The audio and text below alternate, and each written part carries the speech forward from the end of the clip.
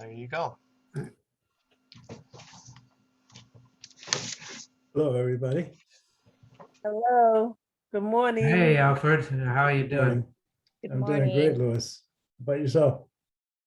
Staying healthy. There you go. So Carl, is that you recording it? No, I think it's Brent just came on. Oh, nice that he's recording it. Okay.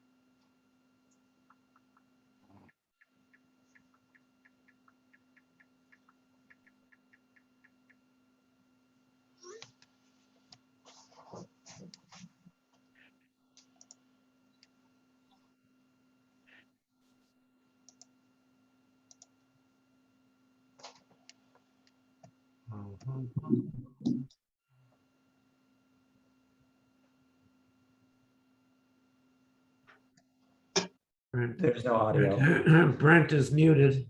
Can't hear you. He said just 1 second.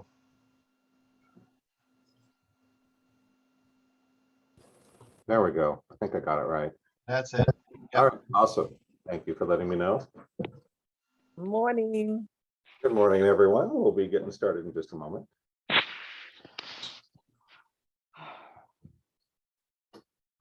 Hopefully you're all here to learn a lot about intuition and also how to make $1 million in 20 minutes in cryptocurrency. All right, just kidding. Not today. Maybe another day. Speak a little more into the microphone, please. I'm still getting set up here, so hold on 1 second. Just had a minor little glitch with the audio, but I think they have it all figured out.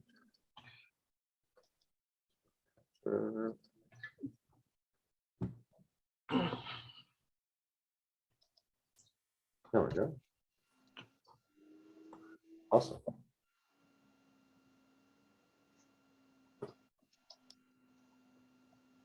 So let's do our open prayer.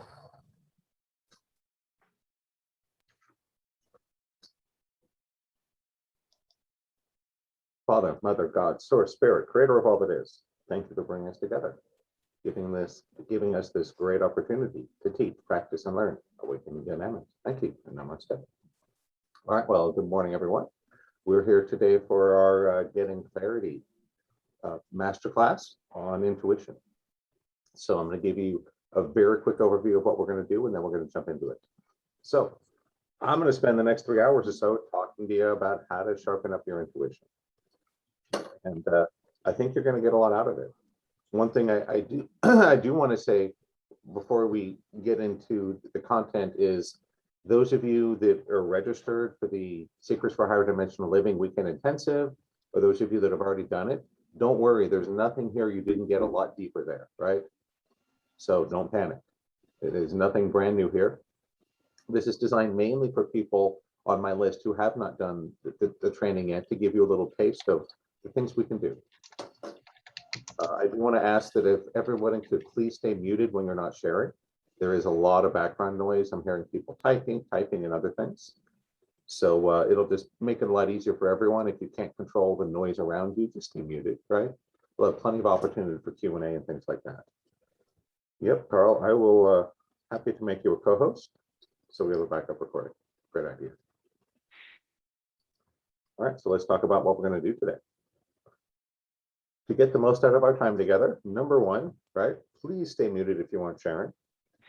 We'll have plenty of opportunity for sharing, for questions as we get later in the event. So plenty of time for that.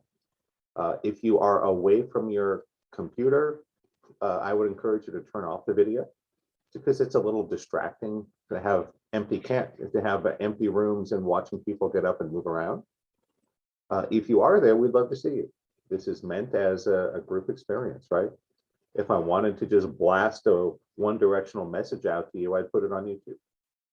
This is meant to be interactive, so we'd love to see you if you're there. You can ask questions at any time in the chat room. I have a lot of my advanced students and class assistants that have joined us today. I'm sure they don't mind answering the questions in the chat room.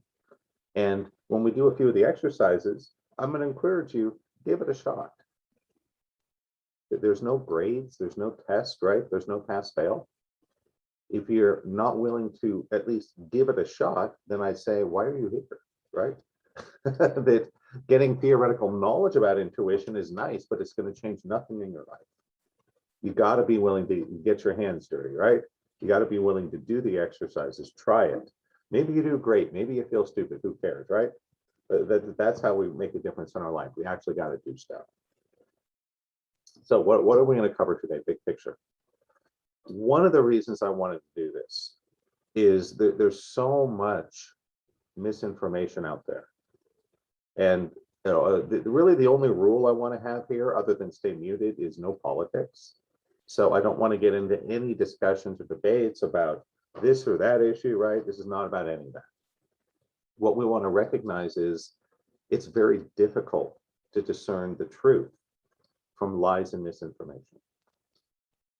And basically what it comes down to is pretty simple. Everybody thinks they're right about everything all the time. That's how humans work, right? The fact is, that's not true. That it can't possibly be true. It kind of reminds me of how there's an old joke. It's a joke, but it's based on truth. That 9 out of 10 men think they're above average drivers. It's like, yeah, you can kind of see that, right? Is it true? Of course not. You can't have 90% of the population be above average. That's impossible. But people think they are. So just realize everyone thinks they're right about everything all the time, that your opinions are always correct. I'm just throwing out there, maybe they're not, right? There's been lots of things in my life where I was so convinced of something and I thought, oh, I'm so smart, I know all these things, I must be right. This is why I wrecked my life, people. This is why I've suffered so much. So I'm not here to convince you that you're right or wrong about any particular issue, right? That's not our goal here, is to try to give you some tools so you can step back and go, hey, maybe some of these things that I believe so deeply are in fact incomplete or incorrect. Because the truth will set you free. The truth will move your life forward. We also want to avoid getting caught in the drama. So much drama out there right now, right? So many compelling narratives that we can get lost in.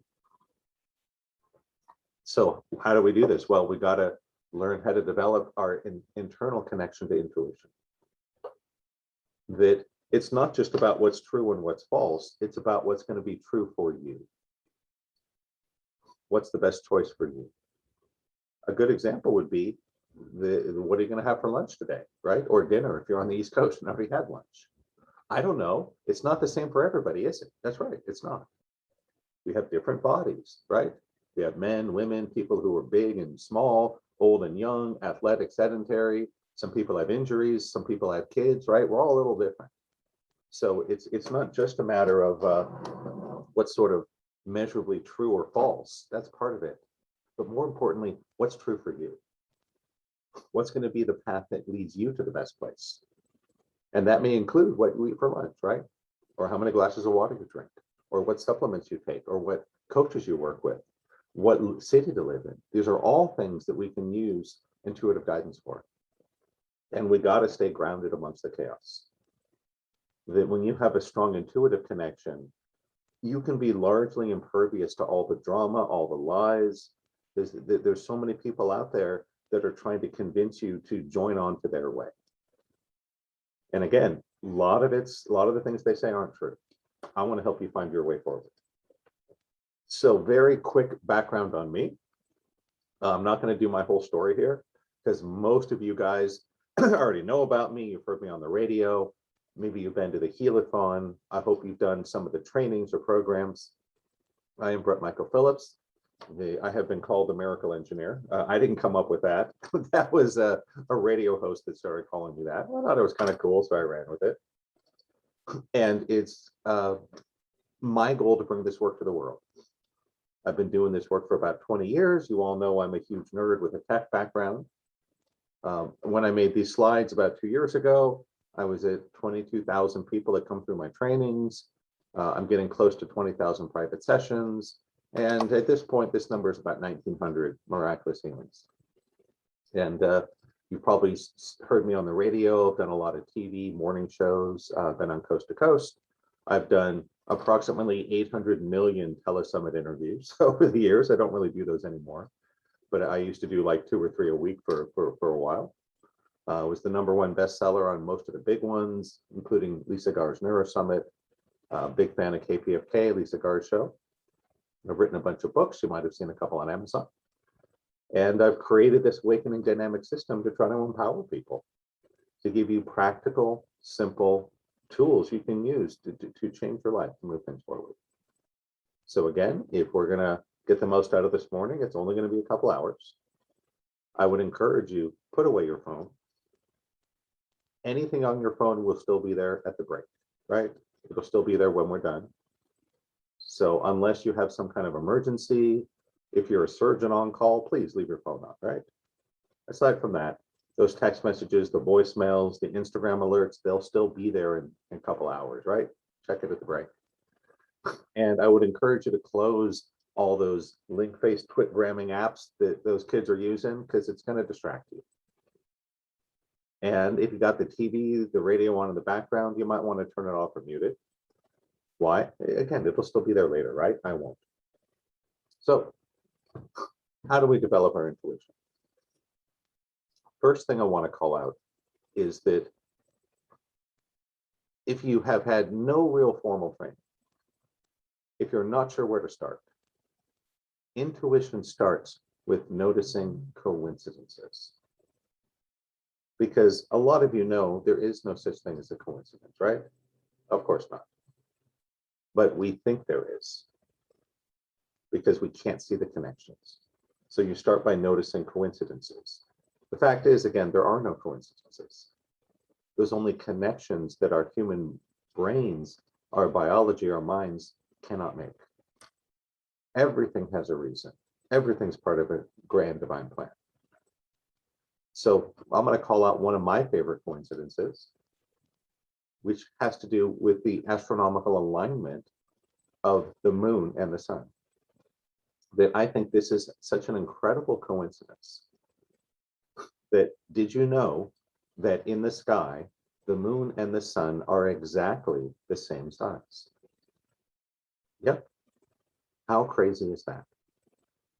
Our moon and our sun look to be exactly the same size. How does that work? Well, here's some nerdy details. You don't worry, you don't need to know any of this, right?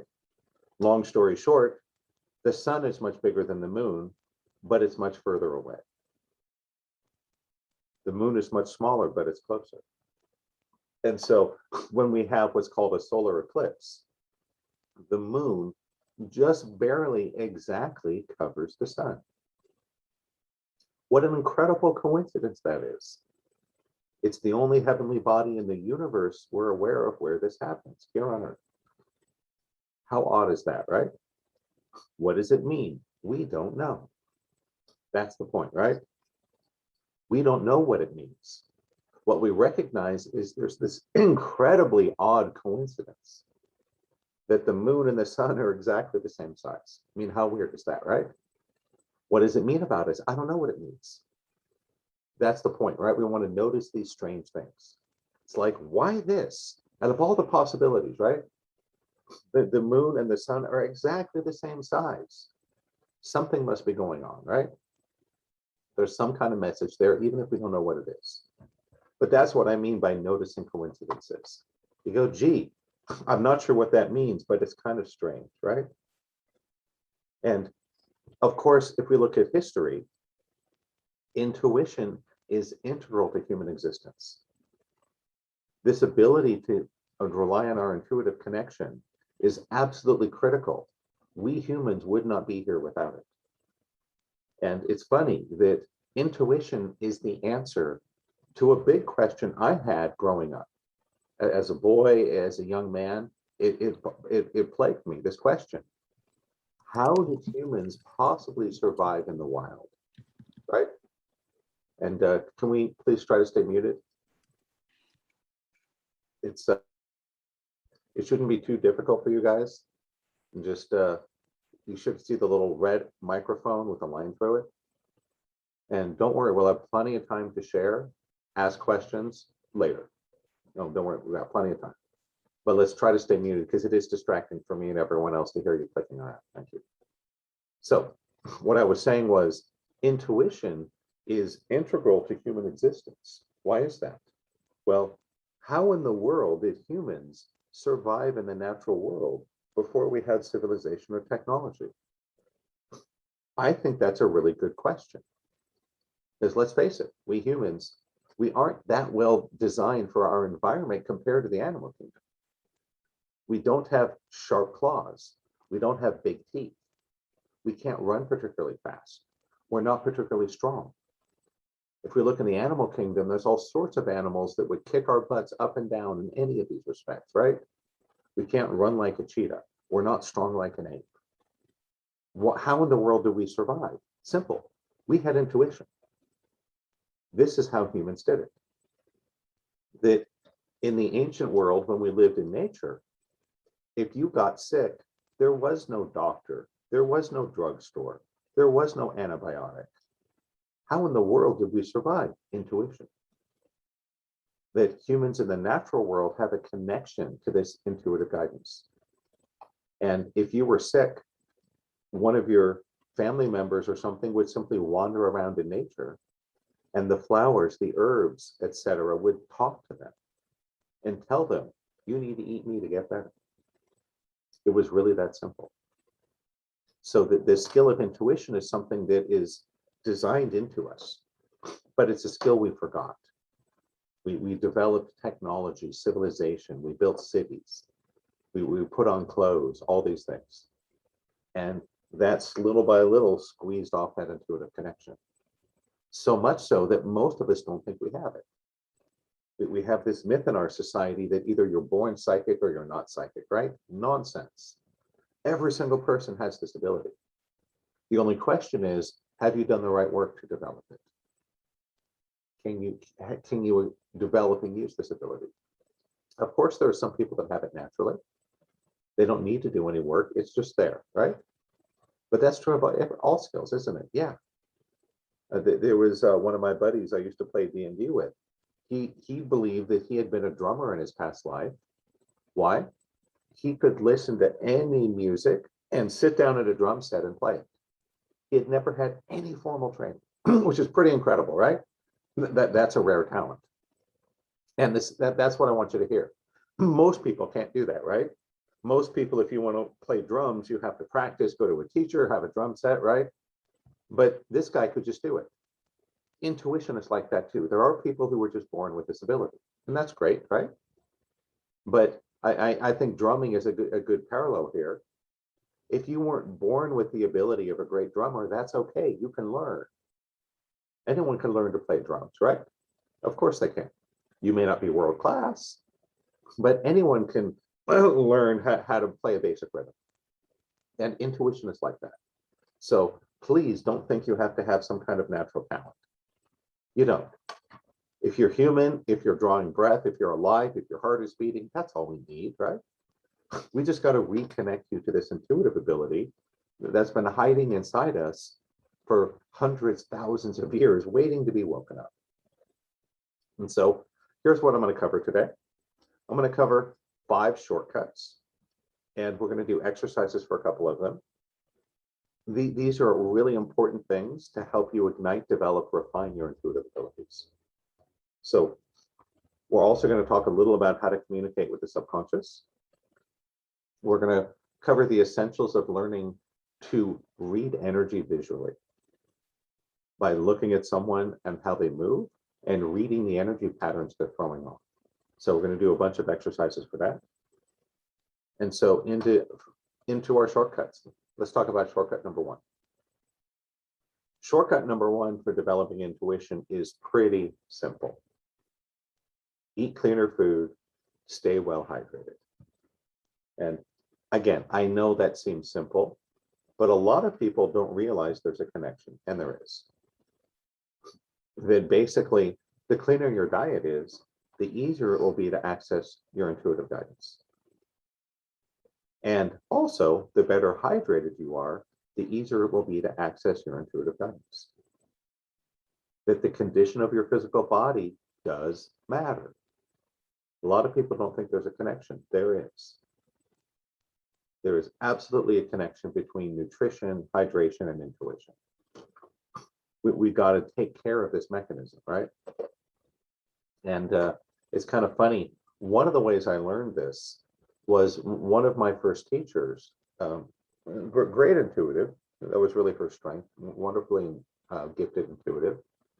She would show up to teach a class holding a bag of McDonald's with a big coffee in her hand. And, you know, I thought that was a little strange because she's talking to us about doing cleanses and natural health and the importance of a good diet and amino acids and micronutrient balance and all this kind of stuff, right? A lot of you know a lot about that.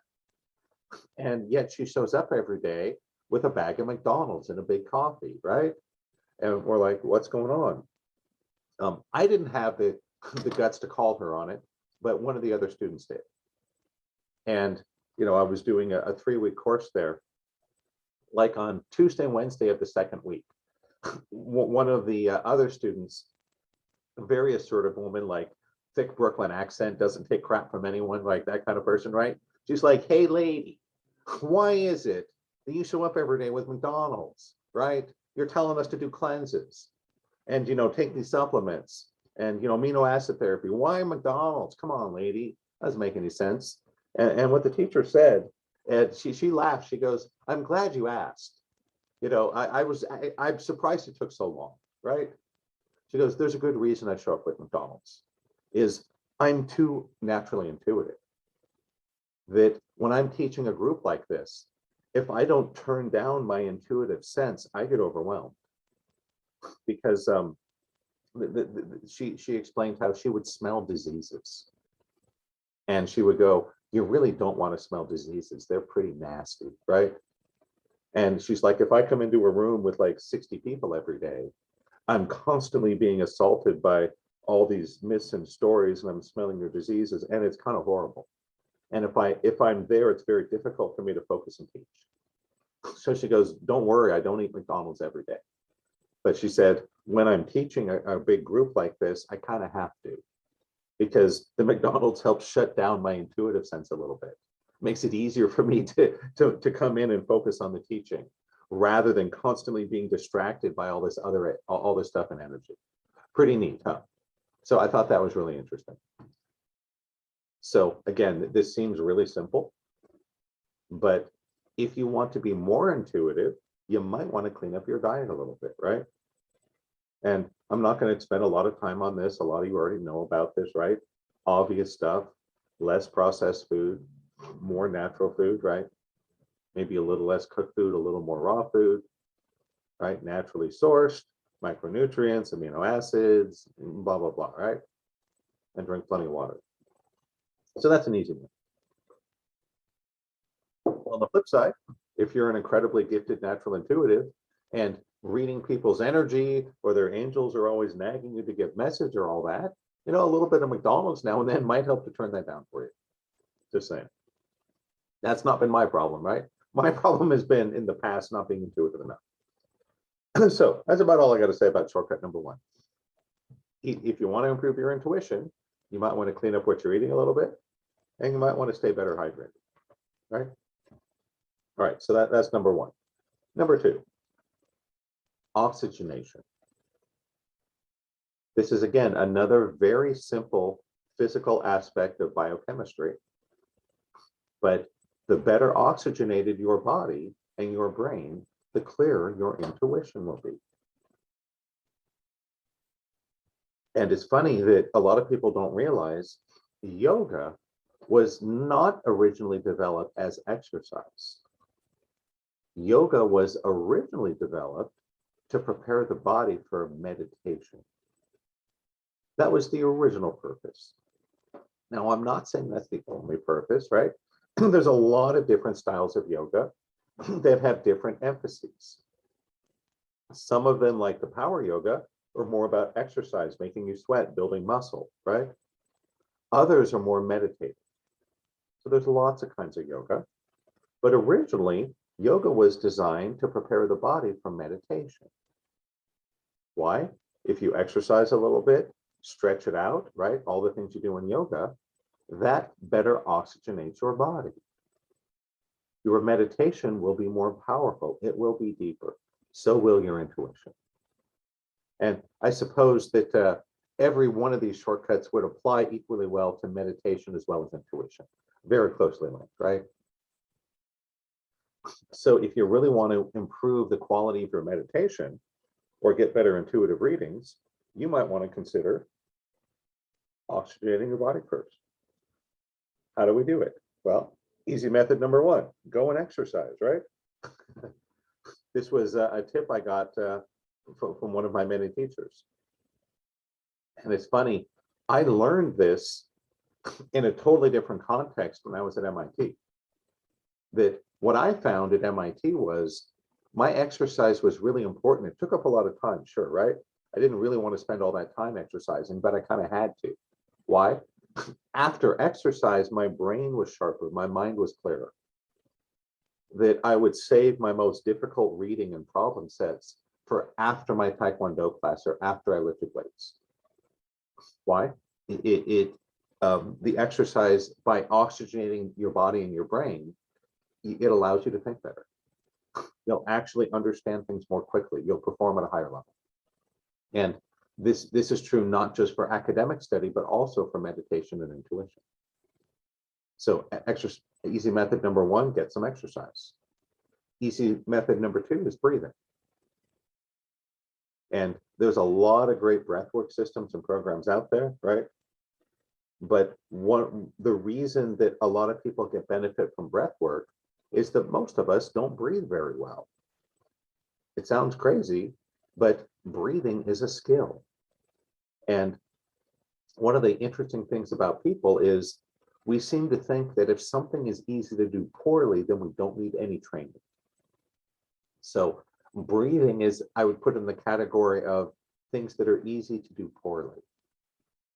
So driving, I would put in that category. It takes very little training to be a bad driver, right? It does, very little. It takes a lot more work to become a really good driver. Very few people ever put any time or energy into developing their driving skills. Why? Again, you know, as I mentioned earlier, 9 out of 10 men think they're above average drivers, right? Clearly, it's not true. But driving is something that's very easy to do poorly. And most people think if they can do something, albeit really poorly, they've got it and they're really good. Not true, right? Breathing is like that too. We all think we're good at breathing because we've been doing it our whole lives. Not so much, right? Just because you've been doing it a long time doesn't necessarily mean you're good at it. It means you've been doing it well enough to survive. That's all, right? And I think most people would benefit from some kind of training in breath work. Breathing better can pay dividends for the rest of your life. I also think everyone would benefit from developing a much higher level of driving skill, going to a racing school, taking an advanced driving course. But most people don't because they think, oh, I'm already so good at this. So to just be aware of that, right? Just because you've been breathing your whole life well enough to not die does not necessarily mean that you're breathing in a way that's really good for you, right? So there's a lot of room for improvement there. And if you're really stuck on intuition, this may be worth doing. Getting better oxygenated may help break you through. So we've covered the first two. And we're going to get into some exercises once we cover all the secrets. So don't worry. We're going to spend a lot more time on some of them.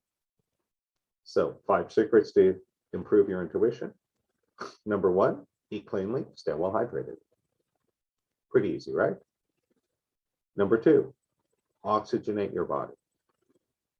Through exercise, through breath work, Find some way to get more oxygen into your body. I suppose maybe a hyperbaric oxygen chamber, right? But that's kind of expensive. I think it would help. Shortcut number 3, working with the subconscious. And so this is really important because one of the easiest ways to get started is to learn how to talk to your own subconscious mind. And it's pretty easy. And like the first two, I'm going to go through this one pretty quickly because many of you already know how to do this. If you've been through one of my healathons, if you've been through one of my weekend trainings, if you've been through one of the wealth clubs, if you've been through one of the downloadable programs like 30 Days to Awakening, End to Suffering, etc., you've already been exposed to this. But we need to talk to the subconscious as a way to improve our intuition. And again, I'm not going to do a long tutorial and exercise here. Why? We just did a healathon, right? It's all in there. So you guys that missed the healathon, I suppose you could email support, ask for a link. Happy to give it to you. But most of you already know how to do this. And talking to your subconscious is important. Why? Well, your subconscious is not intuition. It's the subconscious, right? But learning to talk to the subconscious is key because this allows you to identify the subconscious blocks that are causing a problem in your intuitive readings. This is why this is so important. That a lot of us don't realize it. We're full of all these blockages, right? All these crazy belief systems from our ancestors, from our past lives, from collective consciousness, whatever, that really get in our way. And the fact is that many of us have genetic and past life history, connections to times and places where intuition was very dangerous. In particular, the Middle Ages in Europe. That anybody that was intuitive, that was considered working with the devil, right? And that was a very big deal. We have the many of the horrifying stories of the Spanish Inquisition. Historians estimate that between 300,000 and 3 million women were murdered by the Inquisition. Many of them for doing simple things like gathering herbs in the forest to help with the pain of childbirth, or doing intuitive readings, having some innate sense of things. That was considered the work of the devil. And if you were openly working as an intuitive during the Spanish Inquisition, they probably arrested you and tortured you and killed you. So this is a big deal. We kind of laugh about it today, but this was no joke. And this had a big impact on our collective consciousness. And I'm not saying that's the only block, I'm just bringing that up as an example, right? You may have a belief that if I connect to my intuition, I'll be arrested, I'll be killed, I'll be tortured, I'll be excommunicated, I'll be exiled from my community, stuff like that, right? So, well, we're going to talk more about subconscious blocks in a second, but this is why talking to the subconscious through muscle testing is so important, right? We've got to learn how to find out what's really going on inside of ourselves, because what's really happening is very different than what we think. All right, so we have the first three, and the really interesting stuff happens when we get into number 4 and number 5. And I've reserved basically the last hour today to do some interactive exercises on reading energy. So we're doing a lot of exercises in a bit. But these 3 are a great way to get started. You want to have better intuition? Eat better. Drink more water. Oxygenate your body. Learn to find what's going on in your subconscious. And then go do some clearing. That intuitive reading is a skill that's hard enough as it is, right? It takes a lot of time. It takes a lot of practice. It really does. Having subconscious blocks in the way just makes it worse, right? They really don't help you. They just get in the way.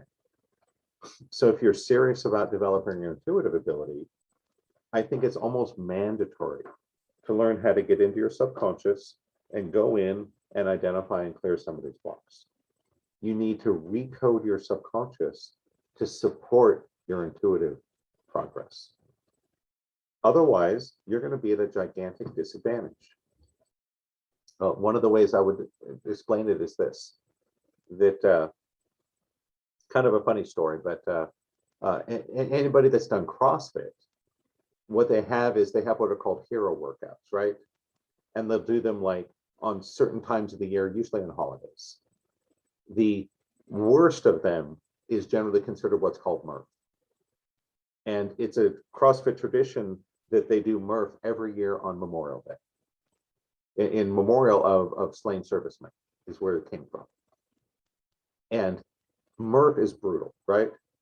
That if you do Murph, first you run a mile, then you do 100 pull-ups, 100, right? Then you do 200 push-ups, then you do 300 air squats, and then you run another mile. So it's a crazy workout, right? Most people couldn't even try it, right? Unless you're young and in really great shape, forget about it, right? Here's the kicker. If you're really hardcore, you don't just do Murph. You do Murph wearing a 25-pound weight vest.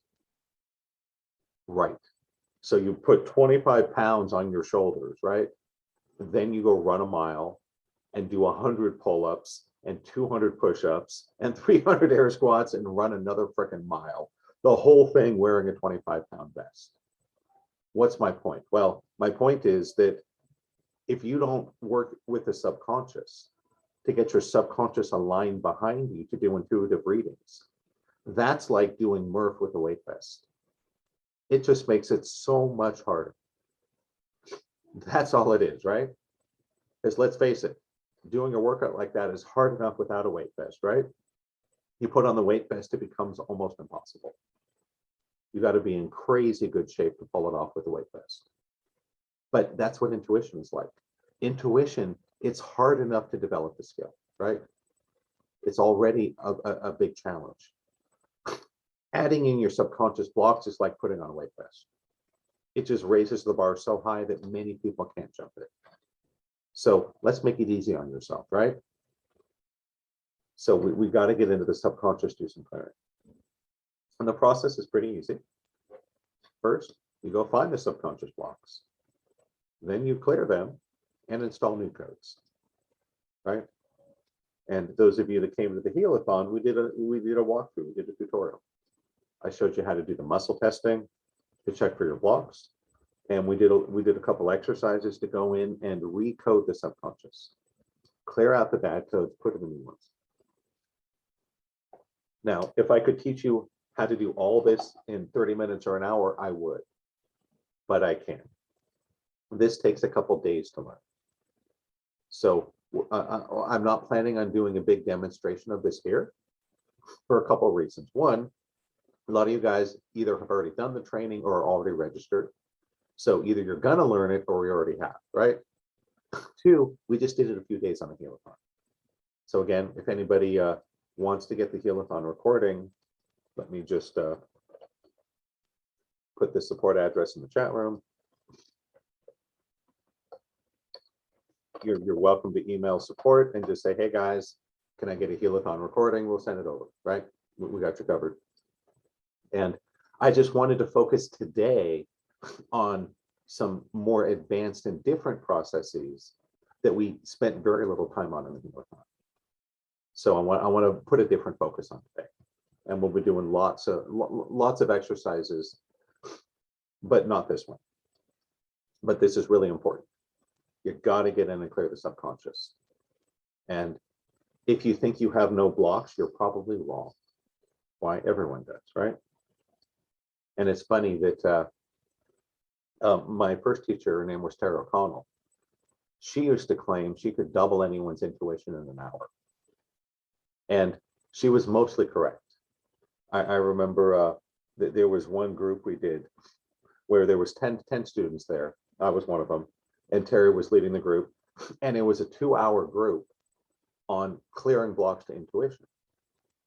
And we started, and every person in the group, we gave our level of skill at intuition on a scale of 1 to 10. I think I gave myself a 1, right?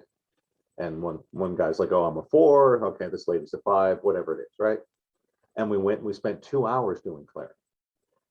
And we came back, and every person there except one jumped at least 2 points. It was pretty impressive. So, right, so like a 4 goes to 6, or a 3 goes to a 7, or an 8 goes to a 10, whatever, right? Almost everyone there jumped 2 points on the scale, which is pretty amazing. Everyone but me. And we're going to get into why a little later. I had a different kind of block on top of the clear subconscious stuff that had to be worked out, but it really does make a difference. And I'm seeing a question of a list of blocks.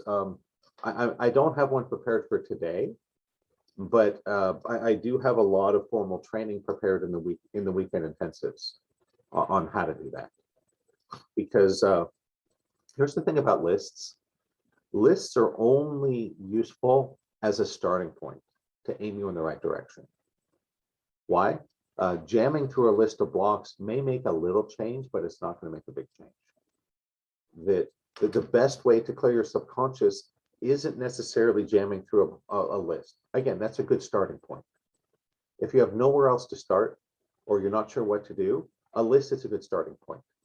But what you really need is to develop the ability to dig, to learn how to start and dive into someone's subconscious and find the really big, heavy, nasty blocks and traumas that are really weighing them down and clear those out. And a list cannot do that. A list can only get you started, point you in the right direction. So if you're really serious about clearing, a couple of ways to go about it. One is work with a professional, right? Do privates. That's what I did. I did, in my first 2 years I was doing healing, I did 150 private sessions with Karen. So that's a lot of money, right? Even if I think she was only charging $200 an hour, that's still 30 grand. But I did 150 private sessions with her, and it made a difference. I'm not saying you guys have to do 150. No, that's not the message. Just that's one of the ways. Work with a pro. They can do this, right? Or come do the training, and you can do a lot of it yourself or with partners in our practice groups. As we have practice groups generally twice a week. So I think they're both great options. So we did do a group subconscious clearing in the Heal-a-thon. And I also demonstrated, I played the video of me and Michael, one of my demo sessions. That's to give you an idea of what this looks like, right? If you want the recording, just email support, happy to give it to you. All right, so now we've touched on 4 of the 5. And the 5th one is the one where we're going to spend most of our time the next couple hours, because I think it's the most significant in terms of its impact, and also the most difficult to find a teacher. The fact is, there's lots of places you could go for this first form, right? Lots of resources out on the internet on eating cleanly, right? On water and hydration. Those of you that have been to health expos of different forms, there's always like a half a dozen booths that have all these crazy water things, right? You got these water vortexes and ionizers and, stirrers and all this crazy stuff, right? And lots of info out there. You don't need my help with that, right? Oxygenating your body, that's pretty straightforward, right? Breath work, exercise, maybe some fancy technology. Again, very easy for you guys to go out and find that on your own. Talking to the subconscious, muscle testing. Well, if you don't already know, just go through the Heal-a-thon recording. It's right in there, right? Happy to teach you that, but again, easy to find. Block clearings and downloads also. There's actually a lot of places you can learn that. Now, admittedly, I think my system is particularly good. I think it's exceptionally fast and powerful and easy, but I'm not the only one that teaches that. So there are different places you can learn this. But number 5, not so much. Number 5 is reading energy. And this is so critical. This is an enormously valuable skill. Why is it? We're surrounded by lies. The news is full of lies. Or rather, maybe not so much outright lies, but selective truth, right? You have to look at not only what the news is reporting, but also what it's not reporting. Politicians lie almost constantly. And in case you didn't already know this, social media is full of lies. There's a big thing that's been in the news recently. I think it's about time Facebook is getting busted, because Facebook has known for years that people are promoting falsehoods, lies, stories made up out of nothing on their platform. And not only has Facebook ignored this, excuse me, they have actually gone and made it worse, because Facebook actually encourages inflammatory content. Why? That's how they make money. All Facebook cares about is one thing: engagement. They want you to be on Facebook as long as possible, because the more time you spend on Facebook, the more you click on things, the more money they make. It's really that simple. And they've found that really inflammatory content that outrages people generates a lot of clicks, a lot of eyeballs, a lot of engagement. And so their algorithms have been tuned to promote those things. And they don't care at all about the effects of it has on the world. All they care about is making money. And to be fair to Facebook, they're not the only ones that do this. Mainstream media has done it for years too. You turn on the 6 o'clock news, what do you see? All these problems, right? Things designed to make you angry or afraid. You hear the bad news. How often do you hear good news on the 6 o'clock news? You don't. Why? Good news doesn't generate engagements in the same way. Bad news does. They say if it bleeds, it leads, right? So it's not just Facebook. It's basically our whole modern media ecosystem, including social media, is full of lies, because that's how they make money. So I would be a lot more suspicious of what you see posted on Facebook or Instagram than even the 6 o'clock news. Why? At least the 6 o'clock news, for the most part, is trying to tell the truth, albeit from a biased perspective, right? And I know some of you are saying you found me on Facebook. I'm not saying Facebook is all bad. There's a lot of powerful and good stuff on Facebook too, like my stuff, right? Yeah. It's not all bad. Just like not everything on the 6 o'clock news is wrong or bad for you. Just realize there's a lot of garbage, right? There is. YouTube is the same thing. There's a lot of great stuff on YouTube. Absolutely. There's a lot of really wonderful content on YouTube. There's a lot of great tutorials. If you want to learn to do anything, I guarantee someone's made a YouTube video on it, right? I was playing a brand new video game, Wrath of the Righteous, which I love. And 2 days after it came out, I ran into a puzzle I couldn't solve. What did I do? I hopped on YouTube. There was already 30 videos people had made to solve the puzzle in a video game that had been out for 2 days, right?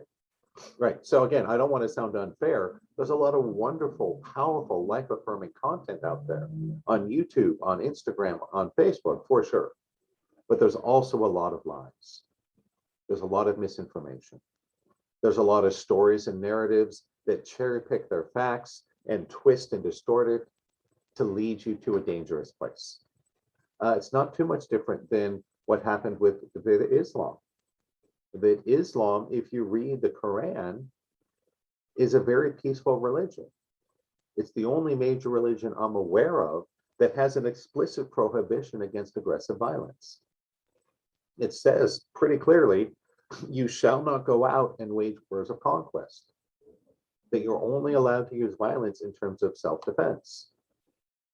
And yet that message has been twisted and distorted to the place where people are flying airplanes into buildings and blowing them up, right? That's just an example of the twisting, the distorting. And a lot of that happens on social media, the internet. There's also a lot of great content, right? One of our challenges is discern the difference. That's why I'm here today, to help you, develop these skills so you can get a feeling for what's true and what's not. Because you need to discern the truth from the falsehood, right? We don't want to throw the baby out with the bathwater. I'm not saying disconnect from Facebook, YouTube, Instagram, throw away your phone and live in a cave. No. What I'm saying is there's a little bit of great content that we really need. We really need to connect to the good stuff, right? To make a huge difference in your life. But there's a larger set of bad stuff. And our goal is to navigate through it. There is good stuff, right? If we look at dating, there's a lot of great people out there that are looking for love. There's also a lot of weirdos and psychopaths and serial killers and so on, right? You don't just never go on a date or never fall in love because you're worried about going out with a serial killer. No. You learn to discern the difference, right? That's what I'm saying. There's a lot of great stuff out there. We got to find our way through it. And it's not easy. Why? Because, again, the companies behind it, they're not incentivized by changing your life. They don't care. All they care about is how much time you spend clicking and watching, right? Because that's how they make money. Similar to the news. The news puts on things that are going to make you mad, make you afraid. Why? That's what gathers eyeballs. I mean, a lot of people have told me that they watched more news around January 6th in 2 days than they did the last 4 years put together. Why? Dangerous, exciting, stimulating things get our interest, right? It's just those dangerous, exciting, stimulating things aren't necessarily good for us. I want you to find the good stuff. And there's a wonderful, I love YouTube and hate YouTube at the same time because there's so much wonderful content out there and so much garbage, right? Oh God. How do we sort through it? That's why I'm here to help you with that. So how do we find the truth, right? And this goes beyond just news and social media. If you're hiring someone, right? If you're hiring a nanny, a gardener, if you're hiring someone for your business, an employee, a contractor, what do you believe? Why? Resumes lie. Websites lie. People lie. How do you know who's going to be a good worker, right? Or maybe you're looking for a job, right? Maybe you're looking for a job. How do you know which job is actually going to be the way they say it is? Because a lot of us have had experiences. You take a job, you're all excited, you think it's going to be one thing, and it ends up being something totally different. That happens, right? I'm just giving examples of why this is so important. To have this ability to look at someone and see the truth of what their energy is telling you, rather than what their mouth and their brain tells you, right? That this is so important. Because for a lot of us, we don't know any other way. And this is part of how I got my life shattered, not just once or twice, but over and over. I didn't know how to discern the truth. I believed people at their word. And this has been a huge problem for me because I am essentially a stupidly honest person in a lot of ways. That I tell the truth to people. And if I say I'm going to do something, I do it. A lot of people aren't like that. So if you're a very naturally honest person, like I am, and I think a lot of you are, you're going to get in a lot of trouble because you're going to expect other people to be naturally honest too, but not everyone is. How can you tell the difference? This is why we need intuition. So how the heck do we find the truth? So here's what happens. That when we're very connected to the quantum field, to the life force energy, to the divine, the energy shows up loud and clear. But most of us get stuck in our heads. We get stuck deep in our mind, lost in the narrative, lost in the story. And we don't know where to go. We can't discern truth from falsehood because we're just looking at the resumes and the words and trying to figure it out. It is nearly impossible to use the rational mind to discern truth from all the noise. And that's really key. So I'm going to say it again. It's nearly impossible to use the rational mind to discern truth from all the noise. You can do it to some extent, right? You can fact check, you can do research, but who has time for that, right? If you see some Facebook post about something, How many hours are you going to spend fact checking it and looking at original sources? The answer is almost zero, right? Who has time for that? Who has the resources? So you got to rely on your intuition. You got to. And there's a lot of great things that happen when you learn to develop that intuitive ability. I'll just offer one example here. And this has been helpful to me, that I learned, one of the intuitive skills I learned is how to look at an email and just look at the subject and get a sense of whether or not I need to go deep into it. And that seems like a little superfluous, but it's not. Why? Probably like a lot of you guys, I'm on all these different mailing lists, right? Spirituality, awakening, nutrition, natural health, etc., right? And on a typical day, I will receive about 200 emails. About 100 of them are to me personally, I need to read and respond. Because that's what happens when you run a business like this, right? All sorts of people are writing to me all the time. And I probably get another 100 every day from all the different lists I'm on. I don't have time every day to read every single word on every email and every list I'm on. I don't think you do either, right? So I don't have time for that. So instead, what I learned how to do is just look at the subject and just look for an intuitive resonance. And if I don't feel it, I just click delete. And most of them, I just click delete. Because again, I get a lot of them, right? 50, 60, maybe 100 on a busy day. I don't have time to read 100 and research them and check references and all that, right? But every now and then, one of them has some resonance. And I'm like, hey, save that. I'm going to read this. I'm going to watch the webinar, go download the ebook, whatever it is, right? And some of the most important people in my life, I have found that way. In fact, my own awakening teacher, that's how I found him. I was on some list. They had done a promotion for him. And I'm just going through my email. Okay, delete, delete, delete. Then I saw this one. I'm like, whoa, there's something in this one, right? So I read it. I'm like, okay, this is interesting. Non-duality. He's doing a free class next week. I put it on my calendar. I registered. And it changed my life. It really did. I'm so glad I went. So that's why we're on these lists, isn't it, right? To find that gem, to find that one thing that you really needed. But most of the time it's just delete, delete, delete, right? So that's really valuable, isn't it? This is why we need intuition. This is why we need to learn to read energy. Because if you can't read the energy, there's nothing wrong with doing a formal process, right? A formal reading process is fine. It's just a little slow. And I want you to be able to do it super fast, right? Just in a moment, without needing to go through a long process. A process is not a bad place to start, but you don't want to stay there forever. We got to get reconnected. We got to free up our intuition. So one of the ways we're going to do this is to reconnect you to the quantum field. And we're going to spend a lot of the rest of our time today doing some quantum field exercises, as well as doing some Q&A, right? I want to make sure we have plenty of Q&A. So after the break, this is what we're going to do. We're going to leave everyone just about a short 5-minute break, right? Run to the restroom, get some more water, get some more coffee, whatever you need, right? After the break, we'll do a quick Q&A.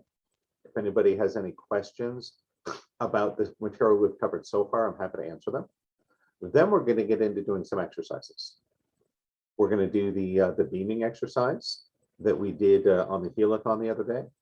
We'll do 3 minutes of beaming to reconnect you to the quantum field. And then I have brought in some of the students from my upcoming intensive to do some movement with us. And the movement feedback holography is both a really profoundly powerful transformational process, as well as an intuitive training on how to read energy. And that's how we're going to spend most of the rest of our time. So give me 1 second here. I'm going to pull up a timer.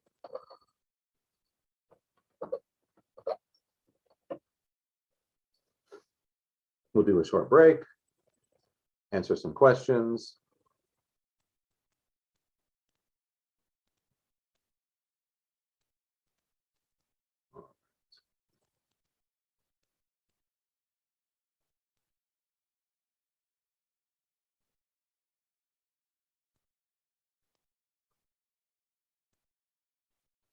Okay, all right, I picked the wrong timer. It wants me to like put in a credit card. No, no, no.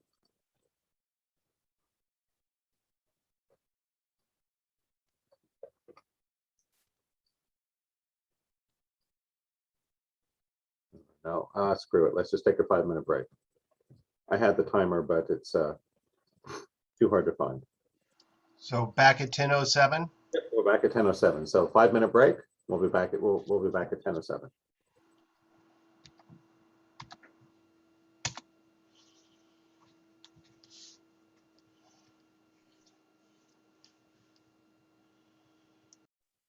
Pause the recording.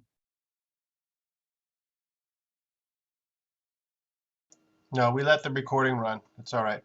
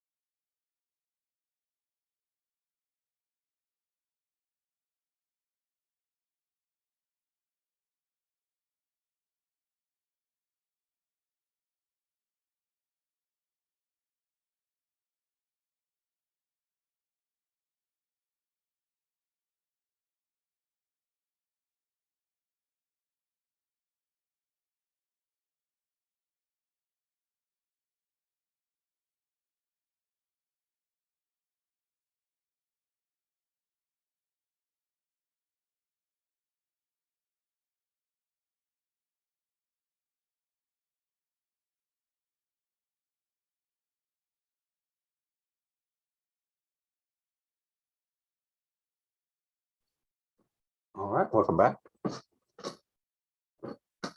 We'll get rolling in just a second.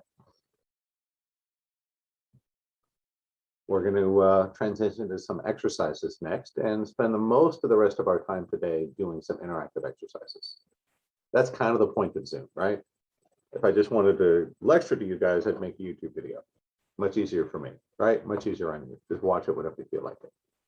But the interactive stuff, especially the energy work, you kind of have to do live. It loses a lot of punch when you go through the recording. So before we go any further, I just wanted to open it up for questions.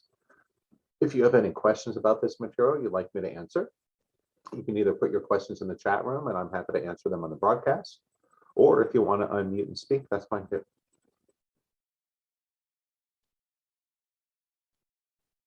So anybody has any questions, go ahead and shoot. Otherwise, we'll move into some exercises. Hello there. Hey, who's this? This is Eric Upchurch. Let me see if you can see me here. Am I okay? Can you hear me? I think you can hear I me. can hear you. Yep, there you are. Hey, Eric. Hey, howdy. I'm just joining late, and I'm just wondering if I've done a lot of study and I followed some of your material. So I'm just wondering if there's like a prerequisite that I need to know about to fully participate in the interactive. Yeah, not really. Just do the best you can. I'm probably going to put the recording on my YouTube channel next week, so Okay. you guys can catch up on that part. But the goal for today was to be mainly interactive. So Okay. I wouldn't worry about it. You're good. Okay, and the last thing, if I can, when you talk about energy and connecting with other folks and other energies, a lot of the folks that I talk to about this, some of them there's like a fear or a worry of some kind of, either interpreting the wrong connection or doing something that just for whatever reason ends up not feeling good. Yeah. And do you have, or have you discussed already, just some good thoughts to remember in No, it's a great question. those situations? So no, it's a great question, and we can put myself on the spot right here. So what Eric asked is basically, how do we deal with all the kind of bad, negative sources of energy and information that are out there? And that's a really powerful question. And short answer is, in my trainings, I go into this in a lot of depth, but I'll try to give you something useful right now. And what it comes down to is this, that there's all sorts of sources of information out there, like as many as there are stars in the sky, right? We got our spirit guides. We got our guardian angels. There are laws of the universe. There's ascended masters. There's dark spirits, right? What we might call demons or devils or entities or so on, right? There's all this crazy stuff out there. Plants have energy, crystals have energies, right? Astrological alignments, cosmic rays, I mean, on and on and on, right? And one of the big mistakes people make, especially natural psychics, or people without a lot of formal training and study, is they think if they get a message from a non-physical source, that it must be true and it's good for them and they should listen to it. No, no, right? Be super Right. careful with that. No, that here's how I would put it, that getting an intuitive message is like reading something on the internet, right? That you need to know your source. And that's really critical. That if you just, I'll just use a simple example. If you go to a search engine, Yahoo, Google, Microsoft, whatever, right?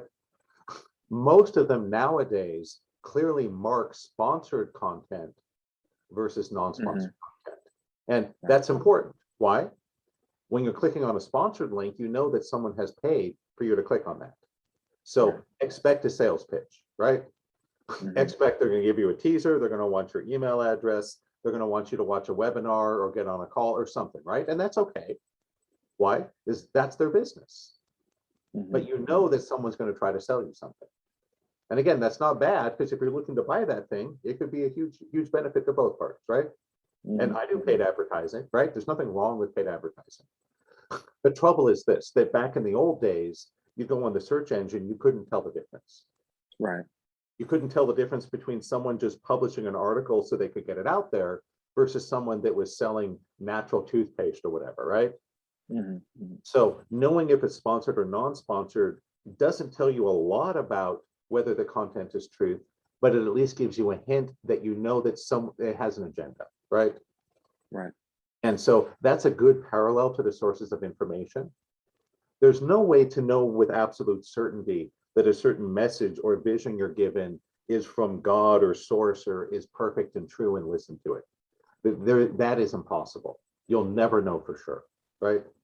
Just like if you click on a link on the internet, you'll never know for sure if what they're saying is completely true and honest, right? So as an example, let's say you click on a link from an investment newsletter, right? Let's say the Motley Fool. I like the Motley Fool. I bought a couple of their products. I've done pretty well with the things they've recommended, right? So it was a sponsored link, and they're saying, hey, we have this new mutual fund, and this one stock's going to break out. And the last 3 years, this fund did, 40% better than the market or whatever, right? Do I know that that's factually true? No, I don't. I'd have to go do a ton of research to figure it out, right? And I may not even have the resources to do that. But if I see it from the Motley Fool, that gives me some confidence because I know for the most part they're legit, right? It's not a scam. They're not going to just take your money and go out of business, right? And they have a pretty good reputation. On the other hand, if I click on a link from Stansberry Research, I've learned through personal experience, it's a freaking scam. That's what they do, right? They have all these different funnels and it's all just lies to get you to spend money on crap. Now, again, I don't mean to be personal here. I'm just giving an example, right? Yeah. Right. So do you know for sure that it's a scam? Of course not. I'm sure some of the things they promote actually worked and people made money on it, right? And I'm sure some of the things Motley Fool promotes don't work out. I have no doubt they've had programs and recommendations that went down, right? Of course. But part of the training is to learn to feel the difference between these different energies, right? Right. To get a sense of this one's more reliable, don't trust this one. But you ask a great question. How do we know what we're connecting to? You got to learn you got to know your source. Again, it's not perfect, but it gives you a lot of clues, right? And in my weekend intensives, we have a whole half a day in the advanced training on intuition, where I walk people through connecting to different sources of information, different energy sources, asking the same questions to show you how you will get different answers. Because it's just like the internet or people, right? We even see it on TV. 4 out of 5 dentists agree that brand X is the best toothpaste, right? Right. That's nice. What about the 5th dentist? Clearly, he had a different opinion, right? I'd love to hear what he had to say. And so I would encourage everyone, especially if you're a natural psychic, or if your abilities are just turning on, be a little skeptical. Just because something comes from a non-physical source does not necessarily mean that it's your highest guidance or that you should listen to it, right? That it should all be taken with a grain of salt because this is a skill we develop. Similar to news on the internet, you can get really good at discerning what's true and what has a big agenda, but it takes some work, right? It's not obvious to the average person. That's why these people keep running these scams, right? It keeps working, keeps making money. So if I can, what I hear you saying is that the analogy that I'm getting in my mind is like if I am learning how to hear music to someone who's not a trained professional artist or musician, they could hear someone sing, they could hear me sing and say, wow, Eric sounds wonderful. Sure. He's hitting all the notes because Right. that's how their ears are tuned. Sure. But to someone who has a more trained ear, they can tell that I'm actually really off, or Right. where I need to go to get there. So what we're working on here is kind of developing that sensitivity to Absolutely. discern. Right. Like, come on, Eric, stop breathing into the microphone, right? Right. The average person wouldn't even notice it, right? Yeah, and you bring up a great parallel. Before I got, did training in music and learned to play guitar, when I heard music, it just sounded like one monolithic thing. Then once I really played, especially when I started writing music, playing in a band, I didn't just hear one monolithic song. I heard drums and bass and guitar and keyboards and vocal, right? And that you hear them individually as well as together. And that's absolutely part of what we're doing with intuition. And it takes some practice, Okay. right? It does. Yeah. But, I love Eric's question, just so you know, just because a message comes from a non-physical source does not guarantee that it's good for you or you should listen. And we should also know that there's different ways to do readings. The way that I like to do it, the way I was trained, my favorite way, is to go up through the seventh chakra to try to go through the divine source to whatever source we want. That's one of the tricks. Because if you go through the divine source and let the divine guidance send you to the right information, that's very safe and it's highly reliable. What many people do when they don't understand is they go straight out to the source of the demigod or whatever, right? Without going through divine source first. And you can do that, but when you do that, you have to play by their rules and there can be consequence. So it's a little subtle, but there's aspects to the training to help us with this. It's the same with healing. If I wanted to do a healing, I could, let's say, I'll just pick on Eric. Let's say Eric had a headache and wanted a healing, right? I could go straight to Eric's guardian angels and ask them to do a healing. And that could work, but that may or may not be the best fit in this instance. The way I train people to do it is to go up into the divine source and basically leave it up. Go, hey, please send whatever healing is going to work best here. It might be the angels, right? It might be a spirit guide. It might be a doctor with a medicine. We don't know, right? So they have a saying in computer science, all problems are solved with a level of indirection. And that's kind of what we're doing here. We're adding a level of indirection. So we don't go straight to the demigod, the master, the angel. We're going through the divine source to ask to send us to the right place every time. That's one of the tricks. Does that help? Yeah, that does help. And I think the last thing I'll say about it is I don't want to take up time, and I'm sure people want to practice. Yep. What you say reminds me of this element of unknown that allows us to be open to what the source possibilities, infinite possibilities, and instead of being like fixated on a particular way that may or may not go the way that we see it, which I think also is kind of vulnerable. Yeah. Trusting into that, the connection between what I hear you say, your will, and this unknown open source and higher source. It seems like that's where the creation unfolds from. Yep. So it's a lot of synchronicity. Thank you so much for taking awesome. the time. Thank you, Eric. I have a question. Yeah, go ahead. I'm wondering about this term of resonance. Does something resonate with you? Yeah. And how can you trust that? And Sure. Sort of. Great question, Tom. Here's how I would describe it. We all have different levels of ability with the different intuitive senses. So we got clairvoyance, right? Clairaudience, clairgustance. We got all these senses. And me personally, I'm a clairaudient, right? I hear things. That's my preferred intuitive sense. I didn't pick it, it's just how I'm wired, right? Just like on a basketball team, the really big, strong guy, you play at center under the hoop. The really quick guy who can dribble well, he's a point guard, right? We all have our kind of wiring that we do better with one than another. One of the things I listen for intuitively is what I call resonance.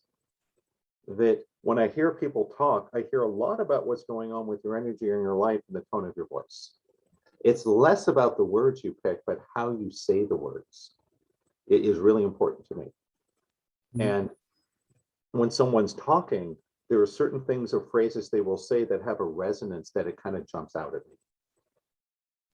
And the way I would describe it is, it's the auditory equivalent of like a bold font or an italics, right?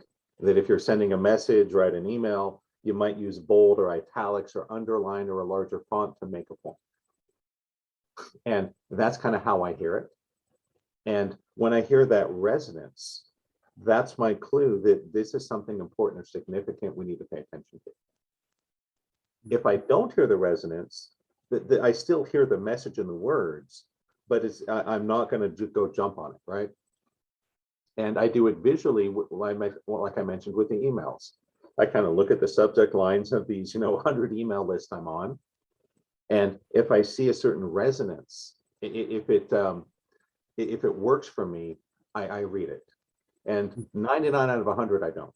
It's probably even less than that. Less than 1% do I open. A good example would be like when we sing in the shower. Why do we all sound better when we sing in the shower? Why? The size of a shower is about the size of the wavelength of the human voice. So when you sing in the shower, the sound waves from your voice resonate strongly because of the size of the bathroom or the size of the shower. So there's a resonance that gets added naturally that makes you sound better. It sounds deeper, right? Richer, fuller. That's what we're looking for here. And resonance is a very auditory word, but it also happens visually or kinesthetically. There's a richness, a depth. It stands out. That's what I would look for. Does that help, Tom? Yeah, and I'm also apply it to, like, if you have some truth or set of truths from different sources that Sure. you are bringing this in for another person. Yeah. Does that resonate with them? Which one resonates more? Yeah. Or, that kind of a thing. So it goes back into the individual connection Yeah. with. Yes, absolutely. What resonates with us may differ person to person, right? Right. Me and Tom may go out for lunch and he's looking at the menu and the noodles resonates with him, right? And the chicken teriyaki resonates with me, whatever, right? It's well, one of the things we have to get past is the idea that there's one absolute truth and we're all trying to find this one absolute truth. No, there's all sorts of different relative truths. Right. And, sometimes there's commonality, but sometimes there's not. At the end of the day, I think we're a lot more alike than we are different. But the differences matter too. Yeah. But yeah, great question, Tom. Okay, thanks. Let me, I think there's a couple of questions in the chat room I want to answer, then we'll do some exercises. Okay. Sheila asked, prepare puts us in the right source. Yes, Sheila. Long story short, if you guys are doing readings and processes the way I taught you with the macros, you're all set. The macros are great because they don't give you a chance to screw it up, right? It's kind of like the difference between an automatic transmission and a manual. That for the most part, automatic transmissions are better for most people. Why? It doesn't give you a chance to screw up the gear shifting, right? So if you're learning to drive a car, an automatic is easier. One less thing to think about, right? So the macros and the way I teach it is kind of like that. It's kind of like the automatic transition of metaphysics. That it does a lot for you, which one makes it easier, and two doesn't give you the opportunity to screw it up. You're not given a choice point, right? It just does it the right way automatically. So I hope that helps. Okay. Question from Will. Are there protective force fields you can put up? Yes, Will, there are. Here's Brent's perspective. You can do that, but I would be very careful with it. I don't think that force fields are the best solution long-term, for the reason that when you put up a force field, it may give you some temporary protection, but it's creating a resistance. And whatever we resist will persist.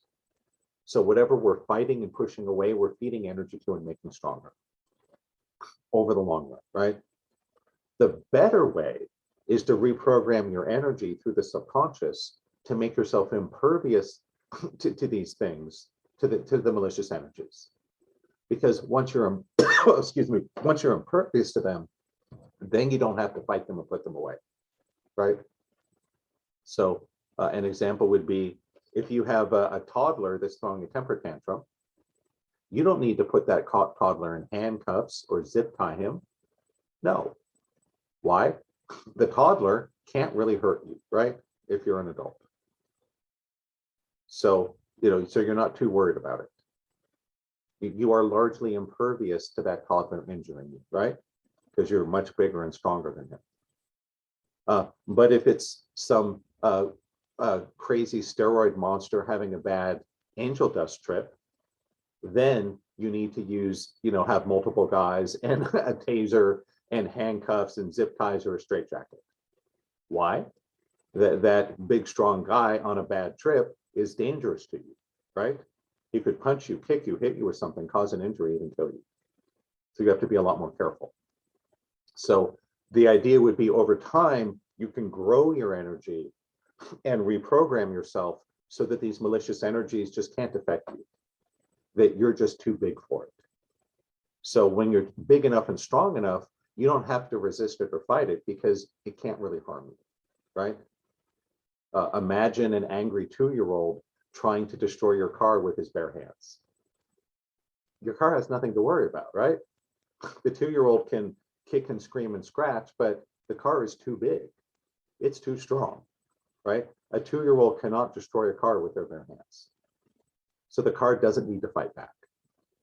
That's where I'd love to take you over time, is to grow your energy, reprogram yourself so that these malicious entities just don't affect you, right? It's water off a duck's back, right? If a 2-year-old is punching you in the knee, you're fine, right? It's not going to injure you. It's annoying, but no threat. That's where I'd like to go over time. And that's what I teach in the trainings, is how to do that. That being said, bubbles and protections, you might need them in the short term. But you're basically, it's a short-term, long-term trade-off. You can put up a bubble and you may need that for a certain short-term situation. If you're going into a place with really nasty energy, right? Until you've grown your energy enough, you may need that protection. So if you're going into, say, a mental hospital, a lot of really crazy energy there. If your energy isn't already big and strong enough to not have to worry about it, I'd put up a bubble. But the trouble again with the bubble is whatever you're fighting against or pushing back on, it pushes back on you, right? You end up with this resistance. The way I describe it is, imagine 2 people trying to open a swinging door from opposite sides, right? So I'll pick on Tom because he's still on my screen. So me and Tom come to opposite sides of a swinging door, right? And I start pushing it open. And Tom is like, wait, I want the door to open the other way. So he pushes back and he pushes against me and it starts to go the other way. I'm like, oh, damn it. So I push harder and then he pushes harder and then I push harder, right? And it ends with both of us being exhausted and collapsing onto the floor and the door didn't move. That's what happens when we fight things, right? We push on it, it pushes back. We push harder, it pushes back, right? That's why I say short term. So I hope that helps. Joy asks, is that the 7th plane? In certain terminologies of teachers and systems I can't name because they threaten me with lawsuits, yes. Short answer is yes. The 7th plane is the non-plane. It's everything and nothing together. And so there is no such thing as the 7th plane because everything is the 7th plane. And everything is also not the 7th plane all at once. Kind of hard to get your head around at first. Okay. iPad asks, what is the best way to protect or release negative energy? There's certainly lots of ways. I like the basic clearings that I teach in my weekend intensive. We have a clean macro that's basically a psychic energetic cleaning. And for the most part, that's a good way. That you send away all the negative thought forms, psychic attack, low vibrational energy. It's kind of like vacuuming your house, right? You go through, you vacuum your house, it looks cleaner, it feels cleaner. You got rid of a lot of the dirt and garbage. So I teach an energy version of that, to clean your space. And I would encourage most people to clean your space once a day. Once a week is probably enough, but every day is a good habit. I think you'll feel better. You'll have more energy. Your head will be clearer. Because a lot of us are very affected by the energy around us and don't even realize it. A lot of little aches, pains, fatigues, bad moods we're in it's not actually you, it's an energy you picked up. Again, life is hard enough as is, right? Murph is a hard workout without a weight vest. You got to be crazy to put on the weight vest, right? Let's make it easy on you. Because again, life is hard enough as is without us making it harder with our beliefs and crazy energy. Brent, I have a quick question, if I may. Yeah, go ahead. It's following up to Will I Am, thank you very much for having this today, by the way. Sure, thanks for coming. You're welcome. Yeah, I mean, I have experience with energy and stuff and dealing with, entities, blah, blah, blah, blah. It's that time of year, Halloween, but sometimes the source where they come from, portals and stuff like that. Yeah. Sometimes it's like peeing against the tide, you know what I mean? So how what is a good method to shut portals down or rise to a higher frequency to avoid them, or what do you do? We need a combination of things, right? In the long run, I want you to grow your energy and reprogram your subconscious to be so big and strong and impervious that it can't affect you, right? That takes time and work. And in the short term, there's things you can do. The bubbles can work if you have a limited time and space where you need to go somewhere where the energy's bad. Okay, right? If you need it, use it when you need it. Beyond that, learning to clear the space can make a difference. But there's a point at which the space gets too difficult to clear, and you're better off just going somewhere else. An example would be, if you're staying in a hotel room, it might be that someone died in that hotel room 30 years ago, and their spirit is still lingering there, and it disrupts your sleep. Clearing the space might be enough to put that spirit to rest. A 30-second process might be plenty, right? And then you get to rest. If it's a small portal, it's possible to close it with energy. But the big ones, not as much. Why? They're just too big. So for example, if you went out to the battlefield of Gettysburg, you could not just clear the energy with the 30-second process. There's too much of it. So if you happen to live right next to the battlefield of Gettysburg and the spirits are keeping you up at night, you might have to move. Why? It's just too big of a job for one person to go clear all that stuff. So sometimes there's no choice, you know what I mean? So like the area I live in, I mean, it's very dynamic, great energy, but then there's, the threats, but it's like growing that energy, like you said, and just have the skills to, have a tougher skin. You patch up the holes in your energy. The way I would describe it is that if you have a healthy, strong energy field, these wayward spirits and stuff will not affect you. Why? Your energy field deals with it. It's not too different than the body's immune system. That if you have a very healthy and strong body and immune system, you're constantly being exposed to viruses and bacteria and parasites, constantly. But we're not constantly sick because most of the time the immune system just handles it.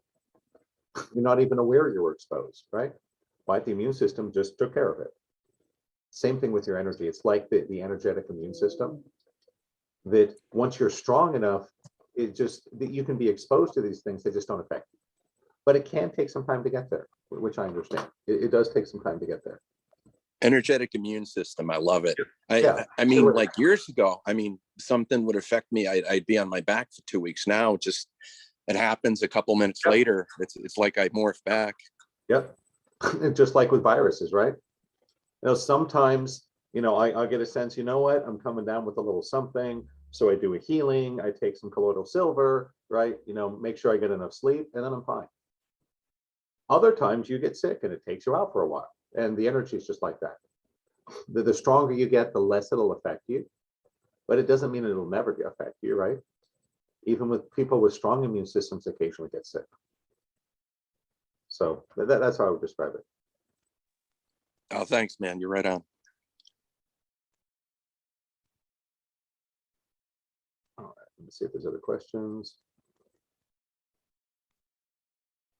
Okay, Terry asked, clean your space. Is that similar to grounding? Similar, but I would consider them different.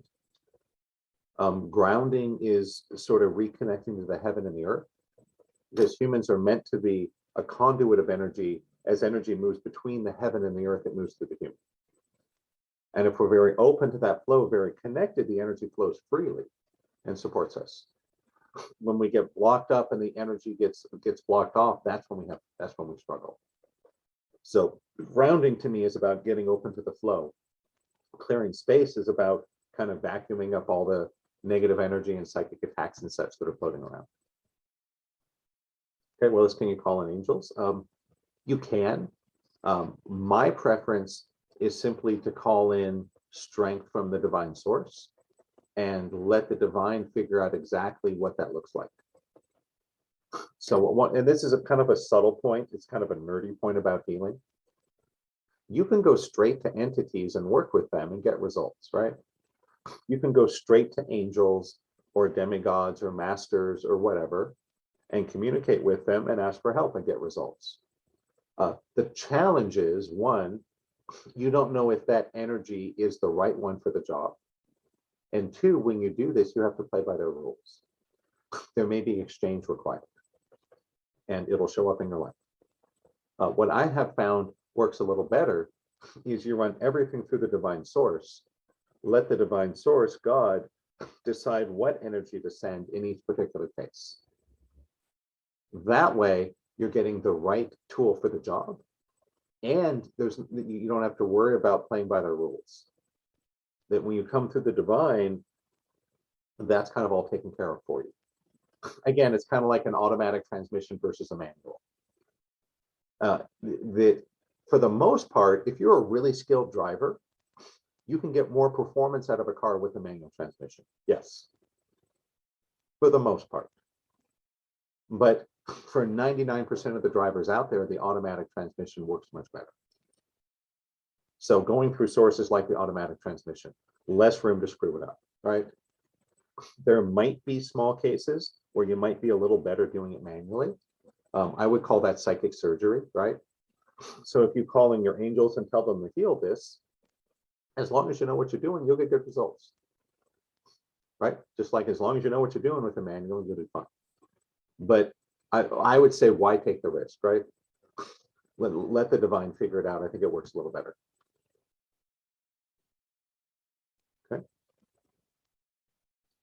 Okay, question, how can I recognize if something's not yours? Pretty simple, you clear the space and see what happens. If you clear the space and you feel different or better, it's not yours. If you clear the space and it's still there, either it's your energy or it's anchored into your energy through your beliefs. And you've got to get into the subconscious and shift the beliefs, then you can release it. This is why I say, don't try to just go clear the battlefield of Gettysburg in 30 minutes. It's too much, right?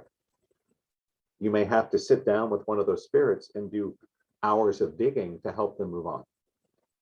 And if you feel called to it, do it. Otherwise, it's too much work, right? If you're not called to it, it's not your job. You could do it, but it would probably take a lifetime or multiple lifetimes of work to completely clear. So same thing there. So if you clear the space, you feel better, it wasn't yours.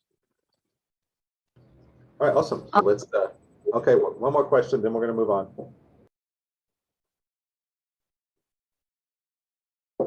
Okay, or not. All right, let's move on. So the next thing I want to do with you is the quantum field entrainment, consciousness shifting. And this is something we did in the Healathon. And for those of you going on to do the weekend intensive training, we're going to spend more time with this and go a lot deeper. But the quantum field exercise is really important, because in order to connect to our intuition, we have to get reconnected with the quantum field. The quantum field is this intelligent field of energy that's all around us. This is life. This is God. This is chi or ki or prana, the essence of karma. And it has its own intelligence. And if we disconnect from the quantum field, we live in our mind. We're at the effect of the stories and myths that we internalize. And it wrecks our life. We struggle. We suffer. Things go wrong. Things blow up. And if you're someone who's intelligent and hardworking, but things never quite seem to click for you, right? If you're moving ahead and all of a sudden everything falls apart, this is what happens when we're disconnected. And proper intuition is there's multiple pieces. We covered a lot of them today. You want to eat well, drink water, breathe, oxygenate, right? Clear your subconscious, but also reconnect to the field. That if you can't do that, you don't have the flow moving through you.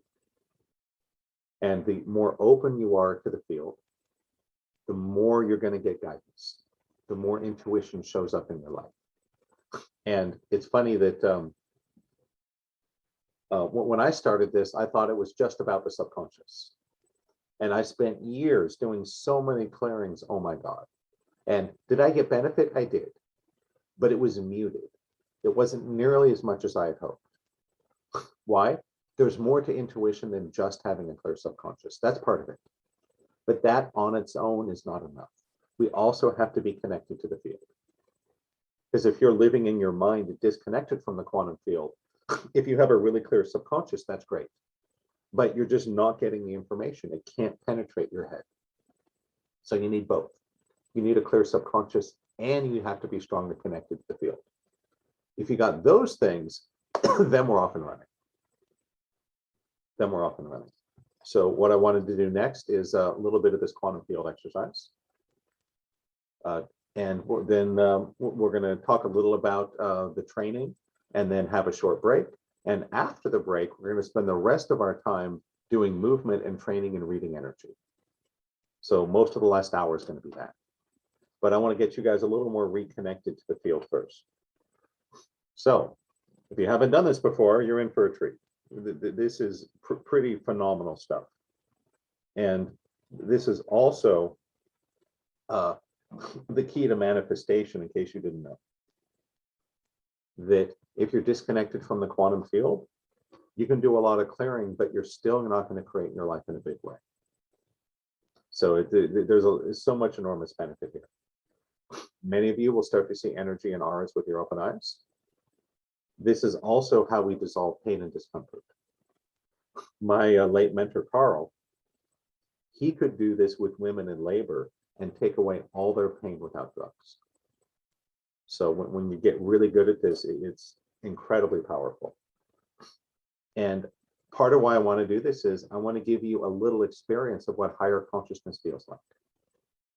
There's like a lot of things in life, it's not exactly what we think it is, right? And I want to give you a little experience of it.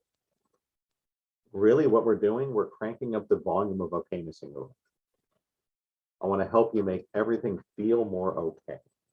Why? This is what opens us up to intuition. If we're in pain, if we're in judgment, that shuts us down. The better you feel, the more open you will be to intuition. Pretty simple. So when we're doing this, you may see faces disappear. You may see auras appear. You may see faces change, other lifetimes show up. Cool. You're getting it, right? But we're taking you beyond the veil, beyond the 4 dimensions that we're familiar with. If you go really deep, you may watch the whole room fade out to black or white. You may see stationary objects appear to be in motion and moving. If you do, just know, great, you're on the right track. It's not actually moving. It just looks like it. So let's do it. Here's what I want to do. I'll put on the video for this. I'd encourage everyone, pick a spot to focus on. And I'm going to reconnect you to the quantum field. We'll go about 3 minutes here. If you want to look at me, that's fine. If you don't want to look at me, I totally get it. You can put up a picture of a loved one, an animal, a spiritual teacher, whatever you like, right? Just pick a spot to focus on. This is just my preference. You don't have to do this. If I'm looking at a person, an animal, I like to look into the left eye. As they say, the left eye is the window to the soul. But you don't have to do it that way, right? Just pick a spot to focus on. If you like to look at the camera hole on your computer, that's great, right? That works really well. We want to simply focus on one spot and try to minimize your blink. Blink if you have to, right? You'll just find that if you move your focus around or if you blink, it takes you out of the field. So we'll go for about 3 minutes here, and then we'll discuss what we experienced. So here we go.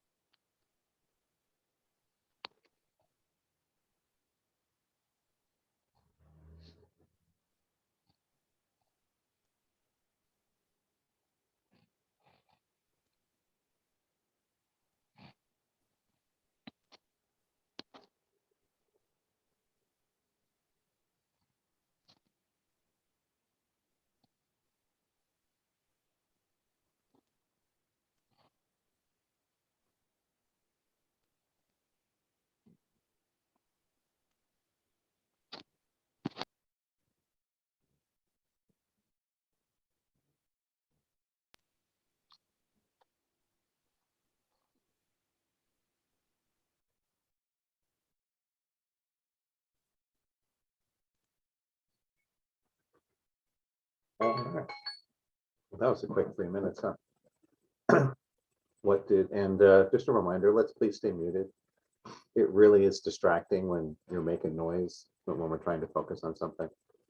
So if you can't control your environment, just stay muted. Pretty easy, right? So who wants to share about what they experienced? You can either type in the chat room or you can come on the broadcast, either way. And this is important because reconnecting you to the quantum field is critical to open the flow of intuition. It's also critical if you want to make more money, have more success. Again, up to you, right? If the way you've been doing everything is working just great, don't change it for my sake, right? Of course not.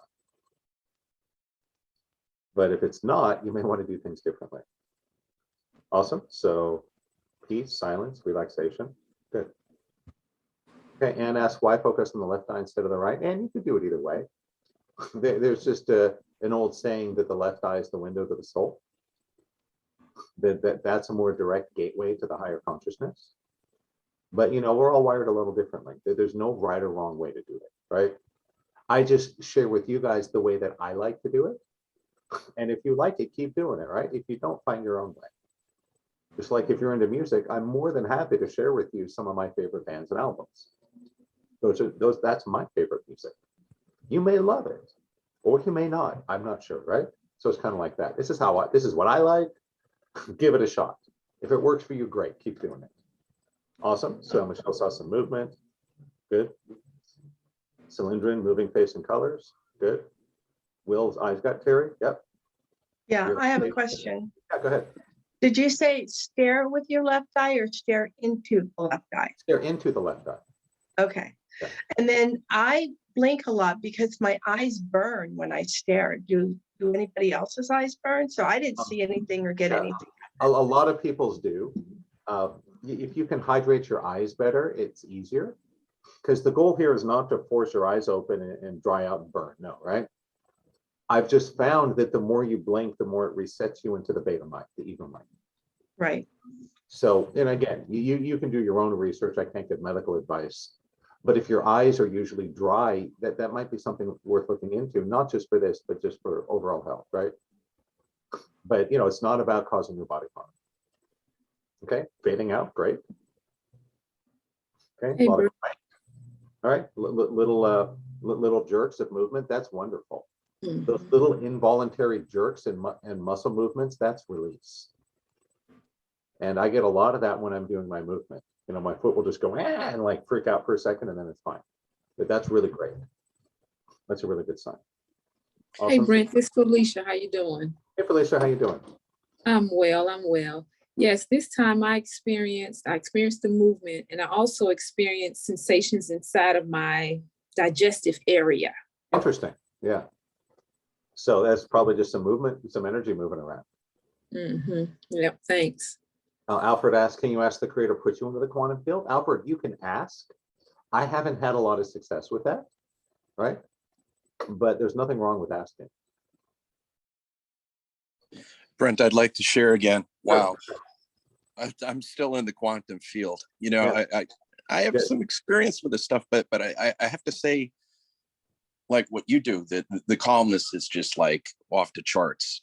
I mean, I saw like the northern lights around your head, like the Foreigner song, Double Vision. You.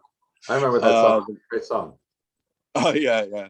Good to know you're a musician. And you know, I saw like your past lives, my past lives. It's just, I'm so honored to have this connection with you. You know. I'm glad you can be here. Yeah, we're literally seeing beyond the veil.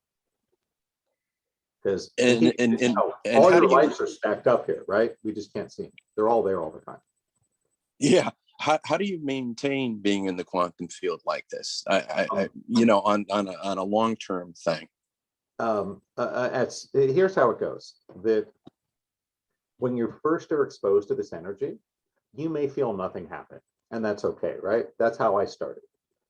And if you do it more and more, at some point, you'll start really connecting into the quantum field, but only when a facilitator is helping, like we experienced today. So, right, you'll see the aura, you'll watch the faces change, things move around, all those different visual effects. What will happen is, if you keep doing it, at some point, your own body and mind learn how to do it. And at some point, it'll start happening to you spontaneously. Often when you're not thinking about it or looking for it, right? And stick with it. And at some point, you learn to control it. Short answer, I don't think you want to be fully connected all the time. It's something we need to learn how to move in and out of. There are some downsides to being really immersed in the quantum field. One is you may not feel any pain in your body. And that's great in some ways, but in other ways, it's dangerous. You might be really hungry, but you don't feel hungry.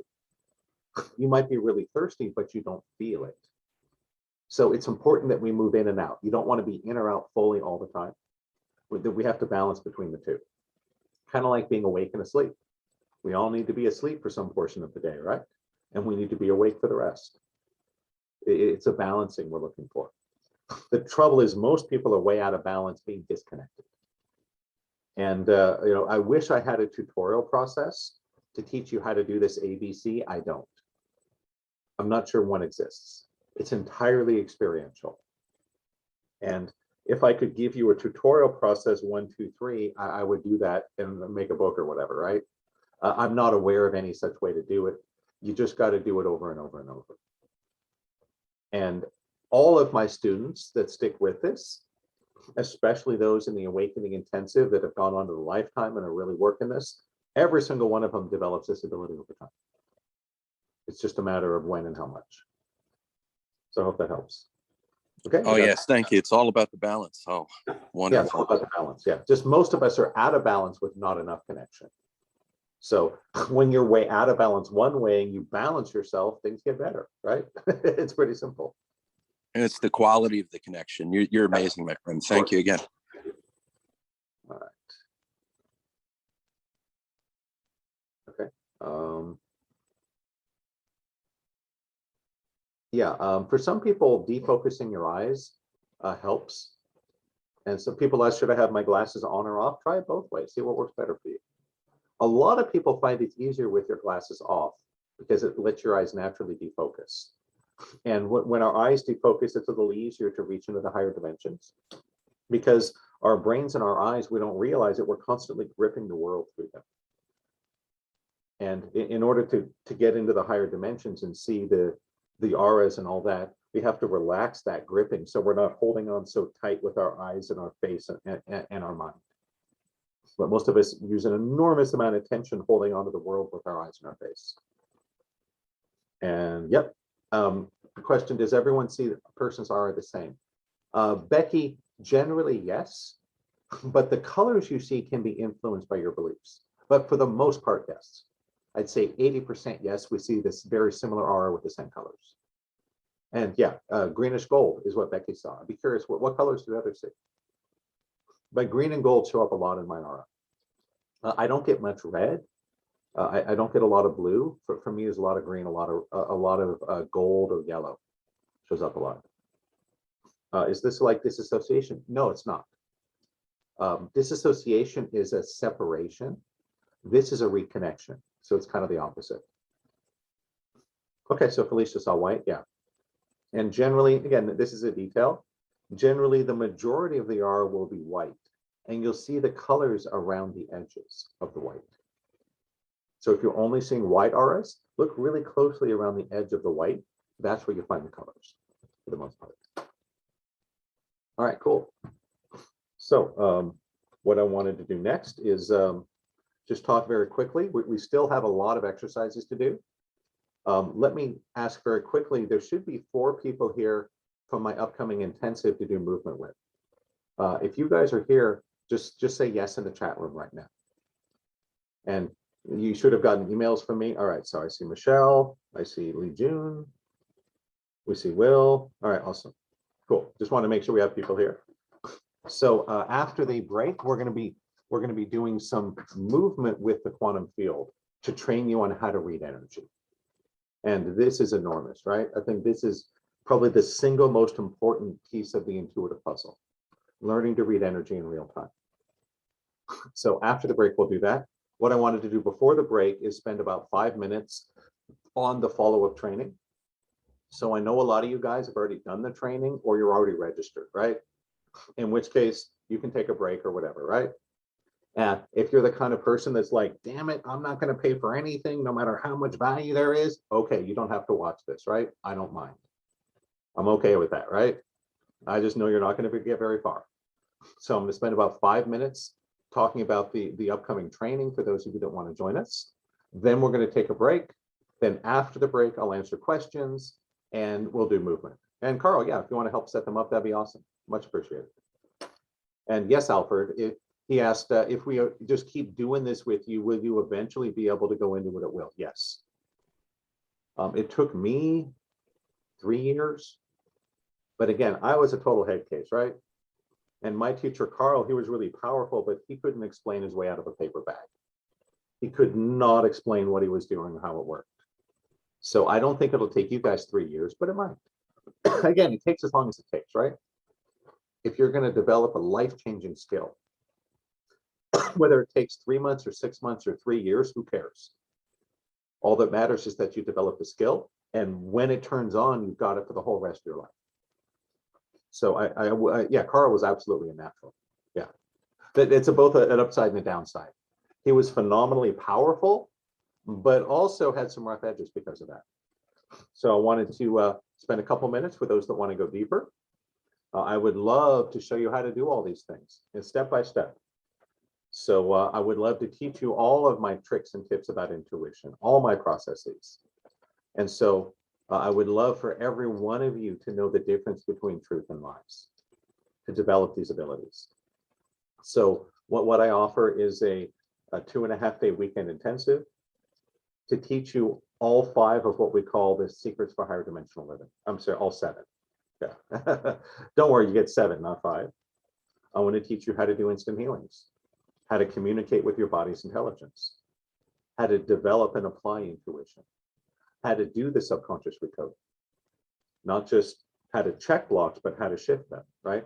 How to take out the bad stuff, add in the good stuff, how to manifest from a theta wave, how to embody, how to get reconnected to this quantum field. That's refilling your body and mind with life force, God energy. That's embodiment. And awakening, which is the beginning of the end of suffering. So it's, oh, I got to fix my slide. Now the live workshop is going to be Las Vegas, not Los Angeles. But we're doing the ones right now in online video streaming. It's a step-by-step process to catapult you into the higher dimensions, to start your awakening, put you at the beginning of the end of suffering, show you how to quickly identify and clear blocks, how to advance your intuition, and give you tons of support. I'm going to give you a thick manual. I'm going to give you a recording. I'm going to give you free certification, all included. It's, again, I don't want to spend a lot of time on this because a lot of you have already done it or already registered. But in case you haven't, you're really missing out. I'm going to give you a 2.5-day live intensive, a thick manual, a full recording, VIP club membership, and a bunch of other cool bonuses. You're going to have a chance to join our practice groups. You're going to have a chance to win private sessions. You're going to get access to my masterclass of my masterclass library. There's like 37 of them that you get included. I think it's a no-brainer. I think this will absolutely change your life. You get free transfers if you can't make it, a free recording, free certification. For those that want to come in person, what I would say is go online for now. And when I can offer another live room, you'll get a free retake. So a free retake when we have live rooms again. And just so you know, I spent 10 years and $500,000 learning this stuff. And I only expect you to spend 50,000. All right, I'm kidding. And if you've been around this world, you know there's lots of $5,000, $10,000, $20,000 workshops and coaching programs that are full of garbage. I want to give you the gems, what really works. And so I put it all together for just $497. It's kind of a crazy value. And you get 100% money back guarantee. It's pretty easy. Give it a shot. Give me a chance to change your life. If you attend the first day, which is just 4 hours, and you don't like it, you can get 100% of your money back and keep the bonuses. So you have nothing to lose.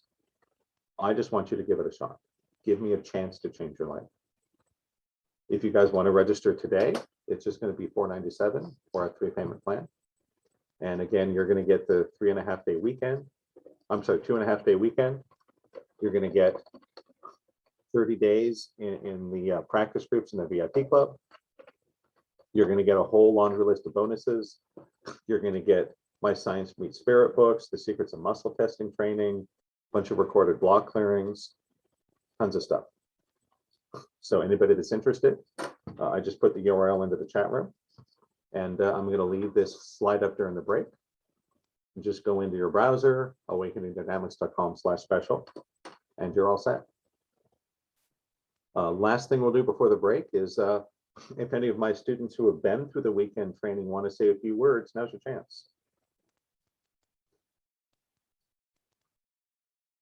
Anybody want to talk about their experience? I'm kind of putting you on the spot, right? I didn't tell you we would be doing this because I would never want it to be a plant or fabricated, right? Anyone want to share? Yes, this is Felicia. I'll share. Hey, Felicia, thank you for sharing. Hey, yes, thank you. One of the additionals, I was in Brent's first offering of this class and went all the way through to do the certification as well, teacher certification. And I continue to do the work. And the more you continue to work on yourself and work with others, your skills get sharper and sharper. As he said, your intuition is heightened. And even when you experience, when you create hiccups for yourself, you have the tools to come right back in alignment and be able to go deeper, to let you know that there's some additional work that you need to keep practicing this yourself and doing the sessions with other people, supporting other people to also be aware of what's possible for them.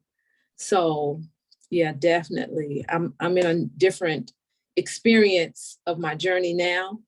And definitely this work continues to support me in my next up-leveling and everybody I come into contact with.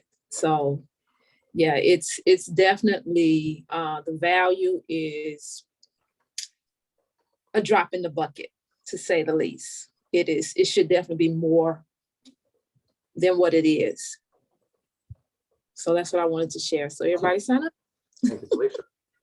Welcome. Anyone else want to share? Go ahead. Yeah, I do. Yeah, please. Yeah, thank you.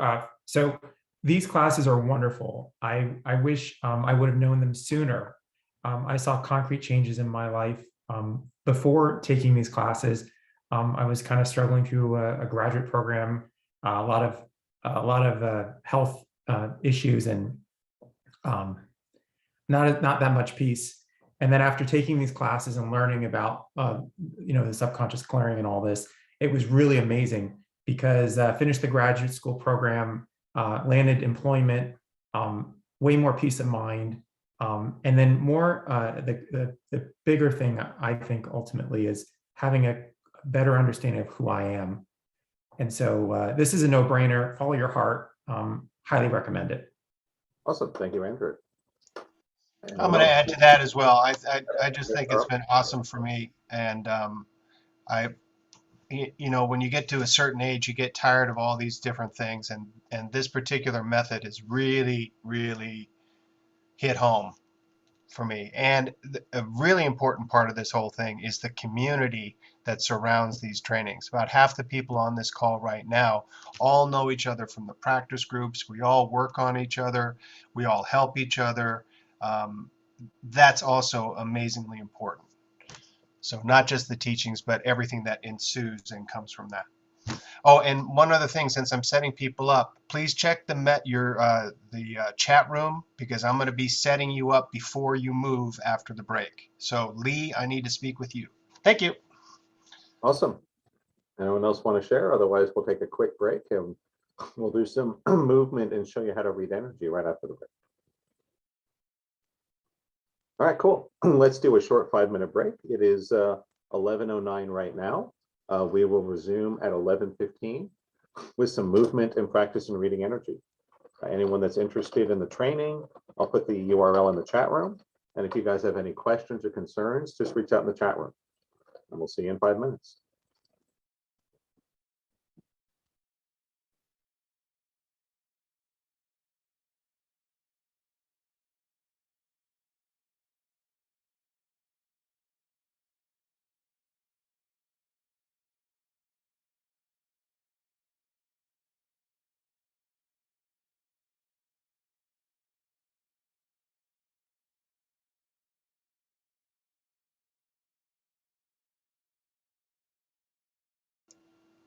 This will be easier. We can talk because we're on a break. So Lee, I need you to stand up where you're going to be in position with a little bit of room around you so you can move.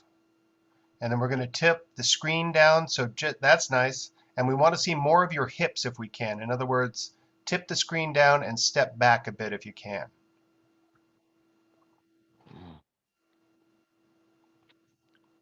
There you go. That's perfect. Maybe tip up just a wee bit so we can see the top of your head. And now, and Brent's going to ask you if you'd like to shake or if you'd like to scoop. And shaking is typically just like this, if you can see me. Right? Just shaking your hands up and down, pretty much any way you want. And then scooping is just scooping something into your heart, into your chest, like that. So whatever feels right to you, it doesn't matter. We'll be able to see the energy regardless. We just need some movement. But that's your mark right there. That's perfectly. And so you'll be up right after Michelle. And then next up we have Will. Will I am. Where are you, Will? Are you on the call still? Will. Where are you at? Okay. I don't see Will. Where is Will? Where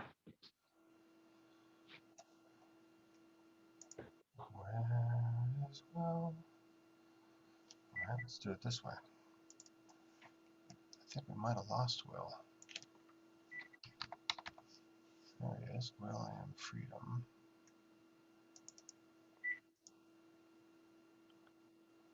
That's the start video. And where's the chat?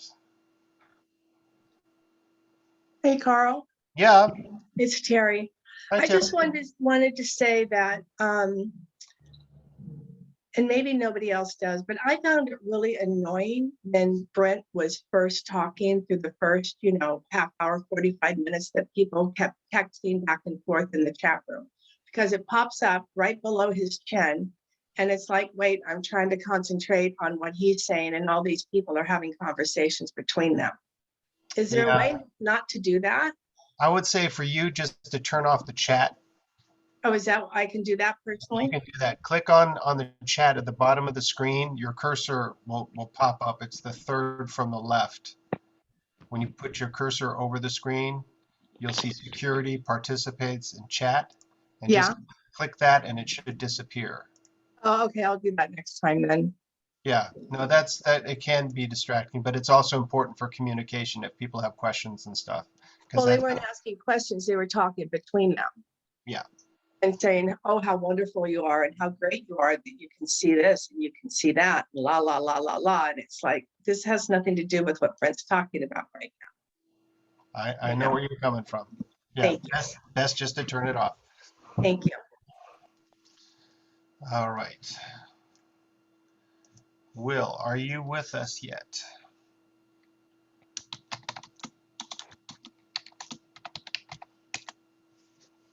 Where are you, Will? Will. Right here. Where's? Make some noise, Will. I can hear you. I need to see you, Will. Okay. I have like a really colorful background. Wave. Up. It's like pink and green and yellow. You see me? No, you should be. Oh, there you are. Yeah, you've got no background. All right, so let's turn off that background because that tends to interfere with what we can see. And then I need you to stand up. And I don't know if you can see Michelle. She's right next to you on my screen, but she's in a perfect position. And we want to adjust the camera so that we see your hips to the top of your head and you have room to move around freely. Okay. I'm at a desk with a wall. Are you on a laptop? Yeah. Yeah, you can turn it.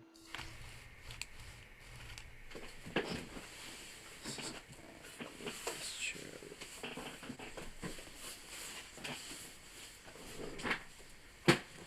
Yeah, if you scoot all the way back to your green flag there, Yeah, that's what I'm gonna try to the do. banner. All right, so we'll get started in just a second here.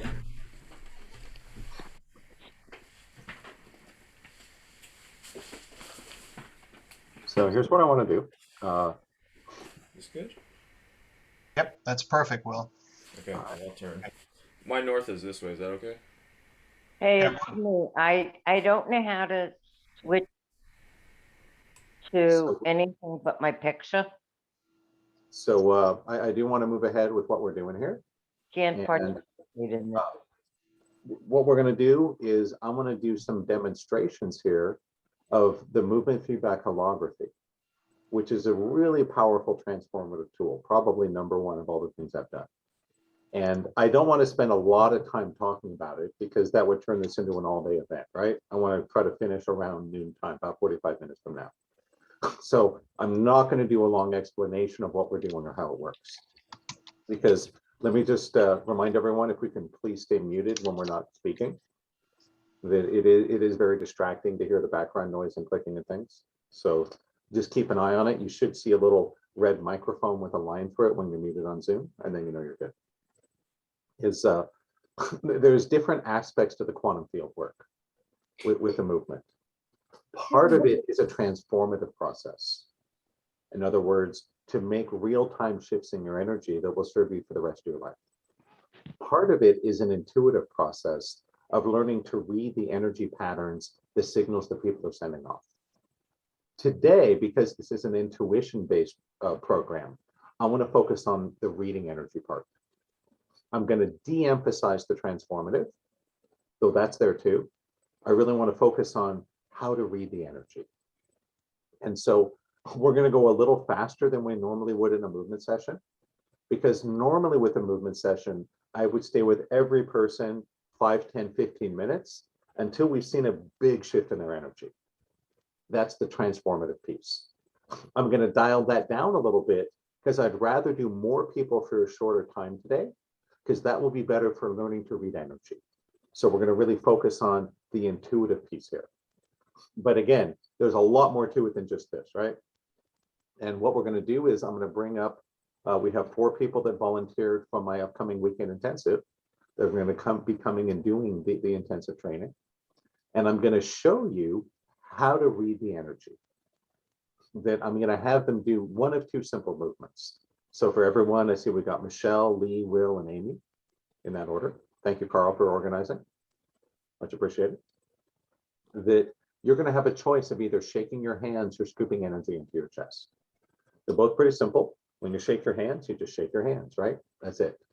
If you're scooping, you're reaching out and taking energy and bringing it into your chest, right into your heart. That's all there is to it. What we're going to do is we're going to call out and read the energy that you're sending off. And the reason we do the movements is this.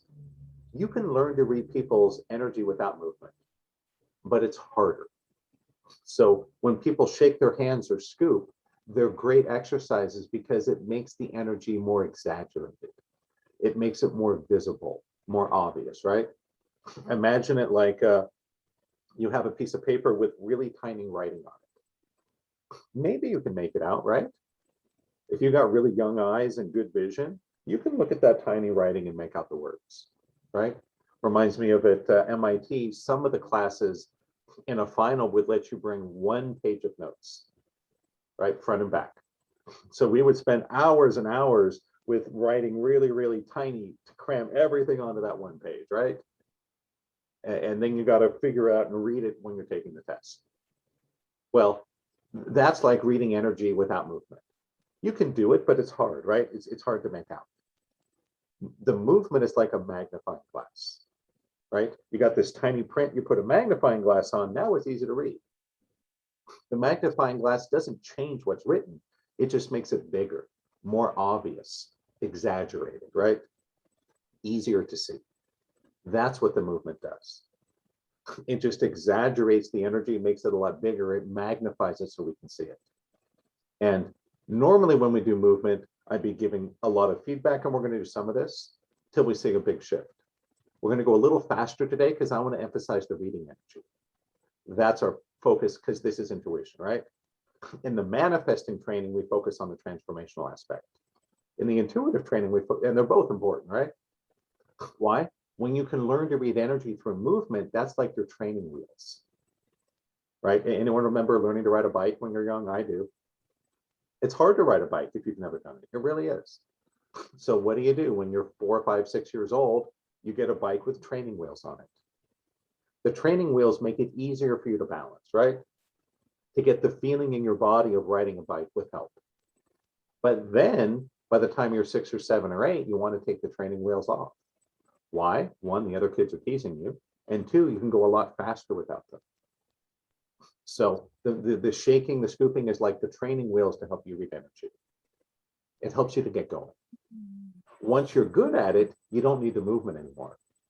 You can just look at someone, watch them talk, read their resume, watch them drive their car, anything, and you can see what they're all about. That's where we want to go with this, right? I would love to build your abilities so you can meet someone and just watch them doing anything and get a really good sense of what they're about. What are the programs they're running? What can you expect from this person? That's why we do this. Make sense?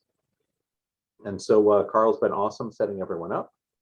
Ideally, for everyone moving, we would like to see you from your waist up to the top of your head.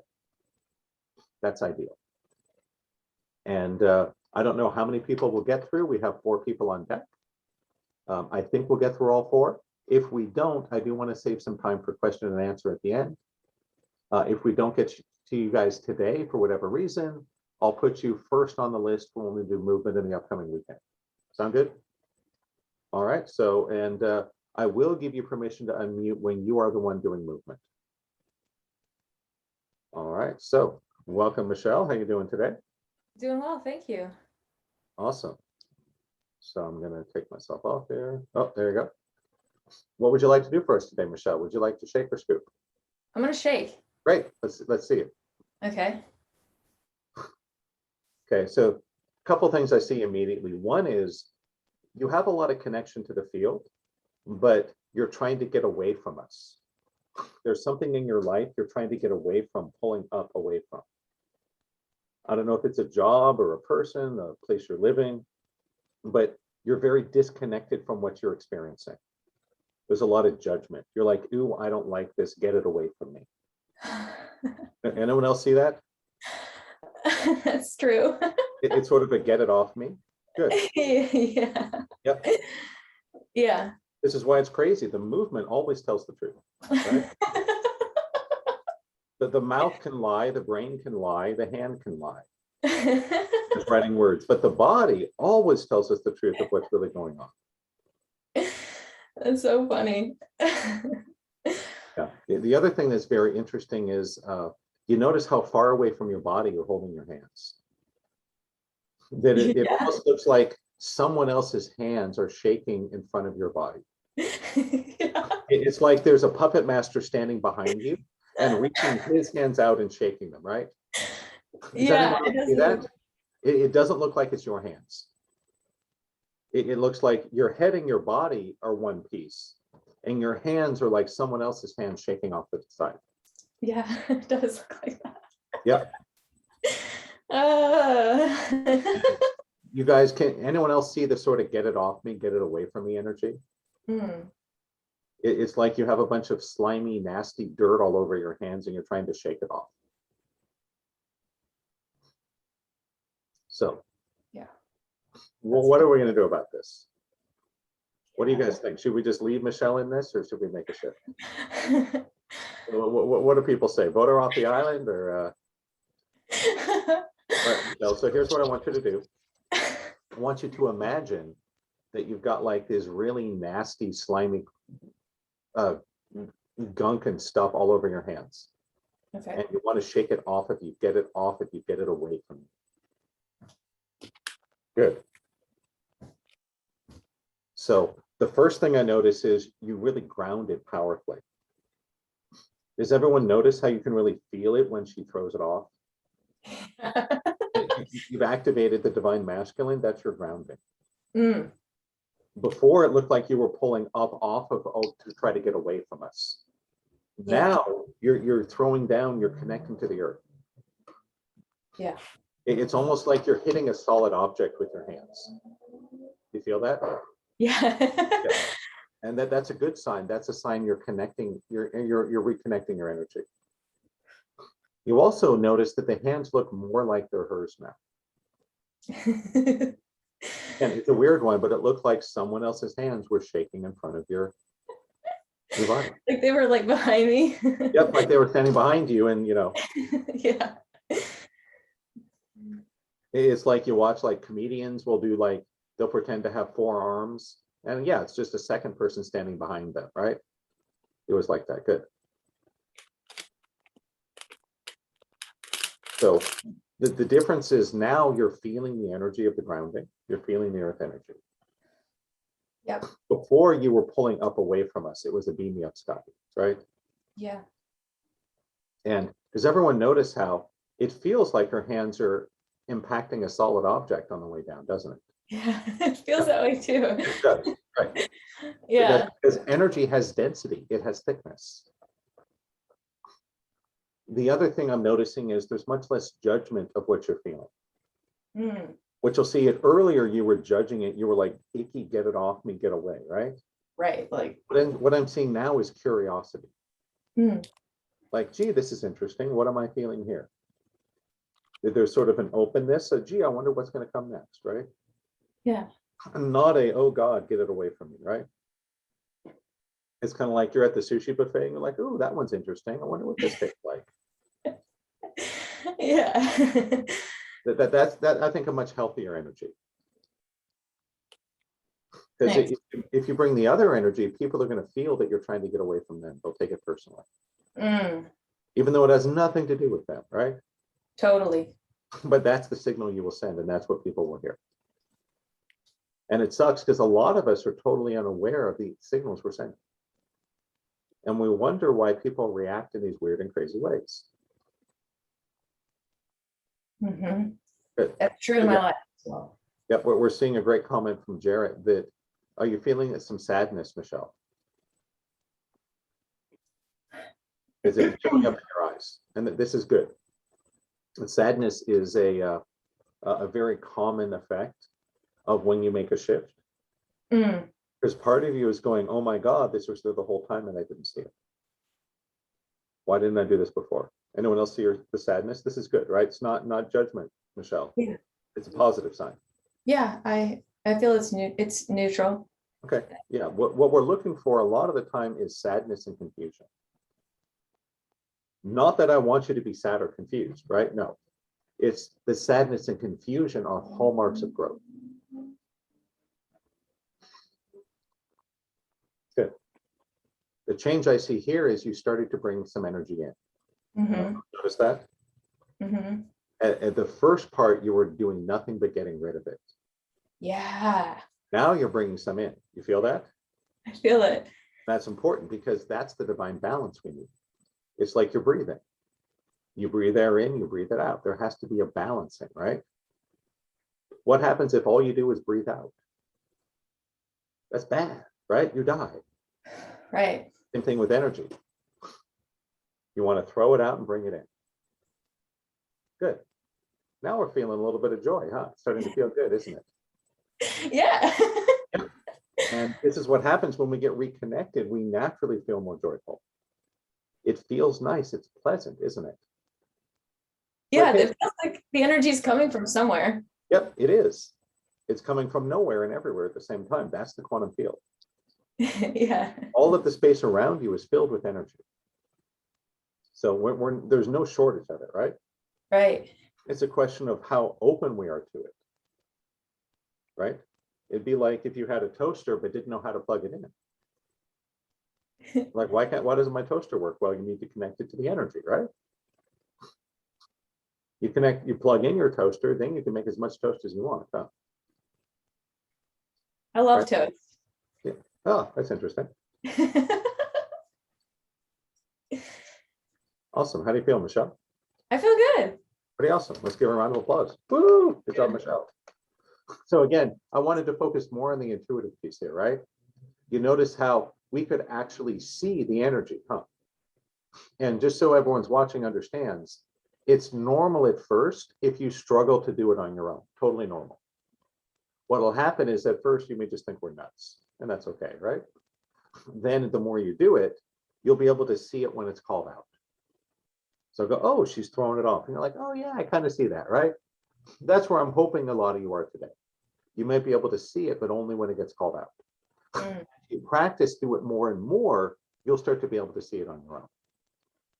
And that's the ultimate goal, is to teach you how to do this all the time, because everyone is telling you all about their energy all the time. We just need to be able to tune in to receive the signal.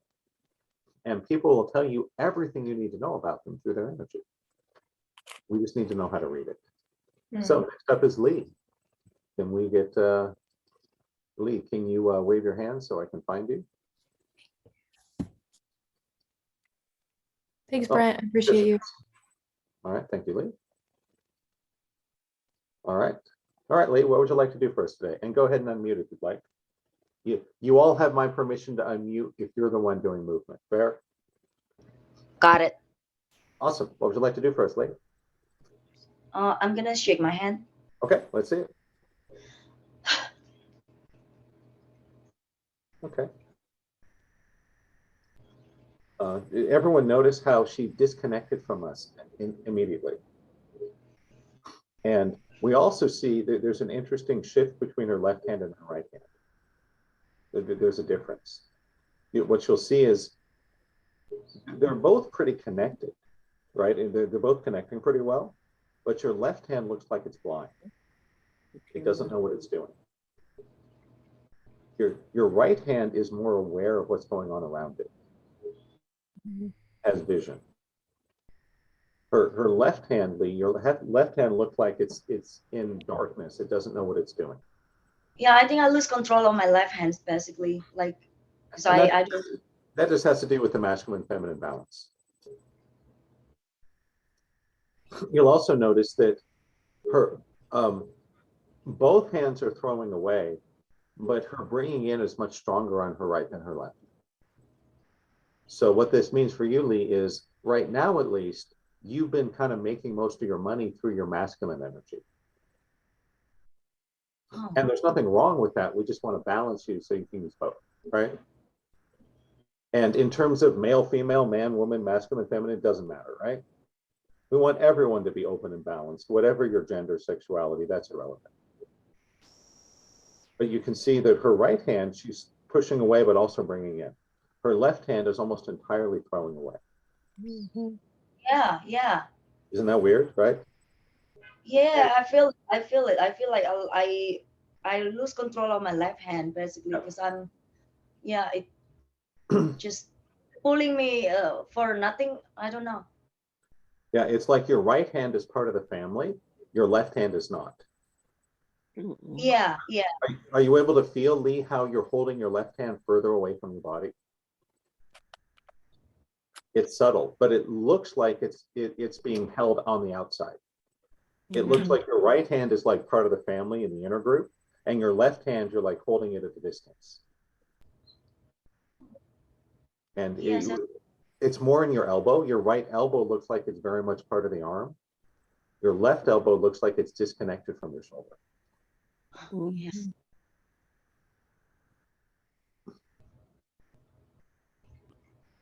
Yeah, I think I'm like way too masculine in like living my life here, because I've been using my masculinity for some reason to survive in New York. Sure. It's just have really to. hard, and like I have to utilize this masculinity, but I think I went too far with it. Yeah, I you're want to just a little out of balance, right? Yeah, I'm out of like balance, out of balance. We don't want to make your masculine weaker. We just want to make your feminine stronger. Shall we Yeah. exaggerate the masculinity, Brent? Yeah, let's exaggerate this. So, Lee, imagine that your left hand is totally blind. It can't see anything. Okay. That it's just flipping around in the dark. Good. Oh, there we go. Anyone else notice she started to bring in with her left, huh? Yeah, there you go. Can you feel the difference, Lee? Yeah, the shift I'm feeling is you're now bringing in with both hands. You're Okay. activated. I can feel my hand now. Weird, huh? There it goes. Wow. There you go. Now you're connecting. Wow. Yep. Everyone see how much bigger it got? Yeah. Wow. Very left synchronized hand- now. Yes. Your hands synchronized and they got much bigger. Pretty wild, isn't it? And what's happening right now is you're feeling a little overwhelmed by this new energy. Yeah. Can everyone feel how her head is trying to pull up away from her body? Because her body is fine with the energy, but her head is a little confused. It's judging it. It doesn't know what to do with it. Yeah. So part of you is part of you going, you're trying to pull back and away from your energy. Yeah. Yeah. I feel like I'm like worried about like unable to balance it again. So I'm like, yeah, you're like, oh God, right? Right, thinking a way of head, like, oh my God, I already gained this, but like I'm worried about like what if I cannot do that again? Sure. Yeah. And this is the nature of the mind. Anyone that's ever made a lot of money knows it's weird and uncomfortable when you first look at that big number in your bank. It really is. It's a good problem, but it is a problem. Because you're like, oh God, what if I lose it? What if someone hacks me? What if I forget to pay tax? There's this whole rabbit hole we go down, right? Yes, yes. Right. And that's what you're doing right now, Lee, is you have all this energy. You're like, oh God, what do I do with it? What if I lose it? What if I use it wrong? Yeah. Good. Good. Now it's interesting. The back of your head and neck are integrating, but the front is still fighting it. It's like the back of your head feels very naturally. It's pulling. That's why you feel your head being pulled backwards. Yeah. Yeah. That's the energy. Yeah. The back of your head wants to connect to your body. The front is still trying to disconnect. Oh. There you go. Yeah. Yeah. Oh. Yeah. Just feel it. You're doing great. Oh. And you'll notice how much closer to her body her hands come now versus the beginning. That your left hand is now part of the family again. I want everyone to look at that. Her left hand doesn't feel like it's being like held outside. There you go. Good.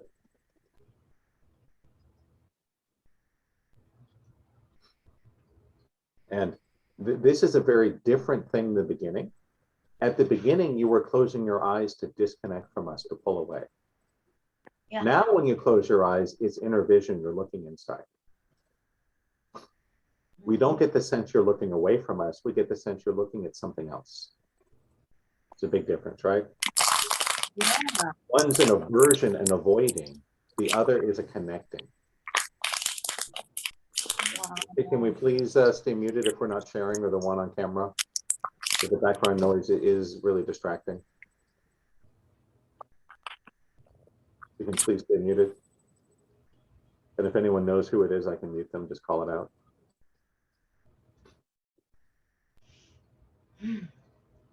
Good.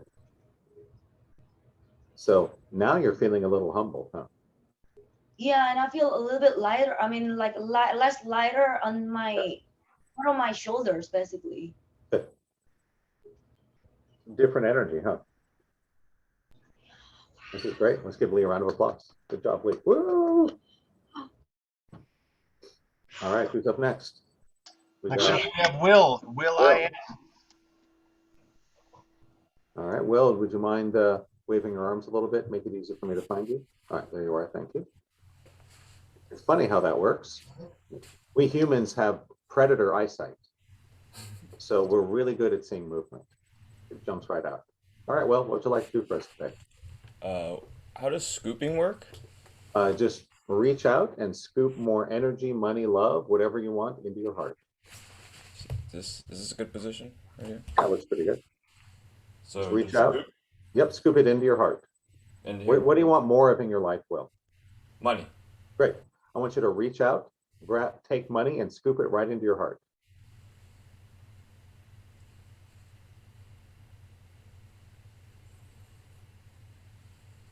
A couple interesting things I see. One is you're moving a bunch of money towards you, but as it gets close, you're letting it slip away. And you're bringing in very little. It's not nothing. So it's actually not nothing. And the worst thing to do is to try to fix your movement. That will have the opposite effect. It'll make it worse. So just reach out, take some money and bring it into your heart. All the money that comes into your heart, you get to keep. Right? Let's get some cash. You know, let's have some bearer bonds, some gold and silver, maybe some Bitcoin, and just scoop it into your heart. There you go, good. So you're connecting more now. Now you're bringing more in. And it's very interesting. The shift we saw was at the beginning, he was bringing a lot towards himself, but it all fell away and very little was coming in. Now, the volume of energy you're reaching out and grabbing is lower, but most of it is actually coming in. An interesting shift.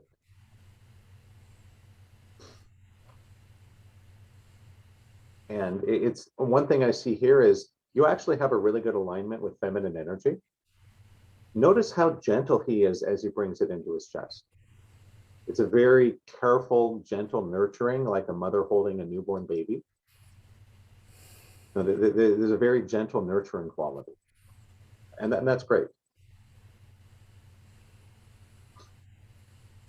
It's also interesting how, despite your comfort with that nurturing energy, you're bringing in more with your right than with your left.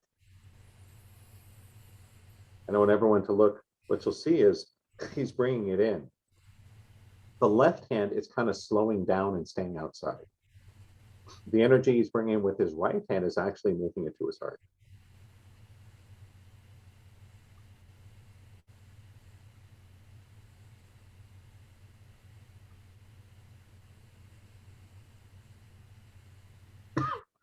So Will, I want you to do this. Only bring in a little bit of energy.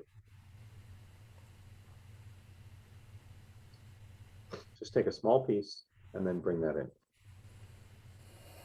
There we go, good. Just take a small piece.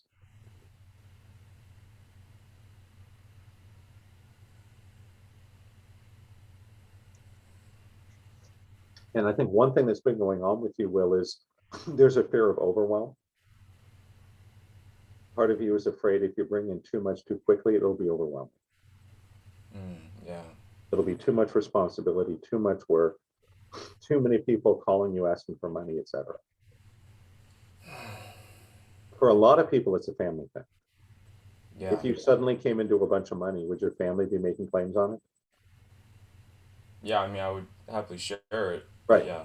But yeah, they have an expectation that you would give them it because they're your family, right? Correct. Yeah, and that's what I'm seeing here. That's one piece that's holding you back. There's a little bit of a concern that if I take too much, I'm going to be a target. It'll be too hard, too difficult. I'm not ready for it.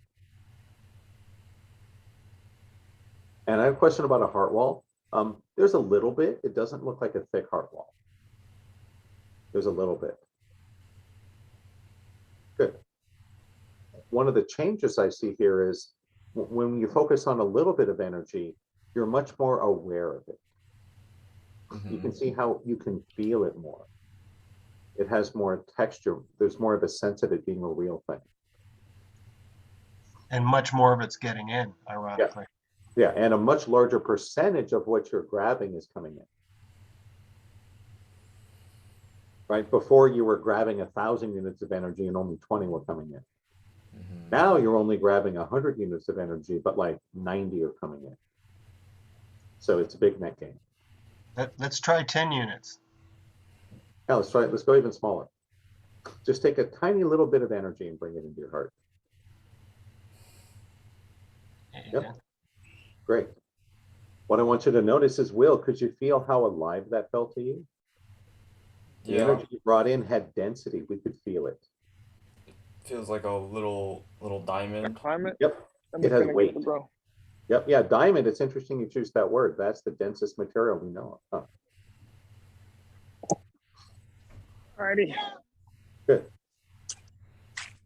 You notice how when he's In the bringing it a shower. little bit, how careful he is. There's a delicacy, a very carefulness. And you notice how you can feel it in your body when he grabs that energy, huh?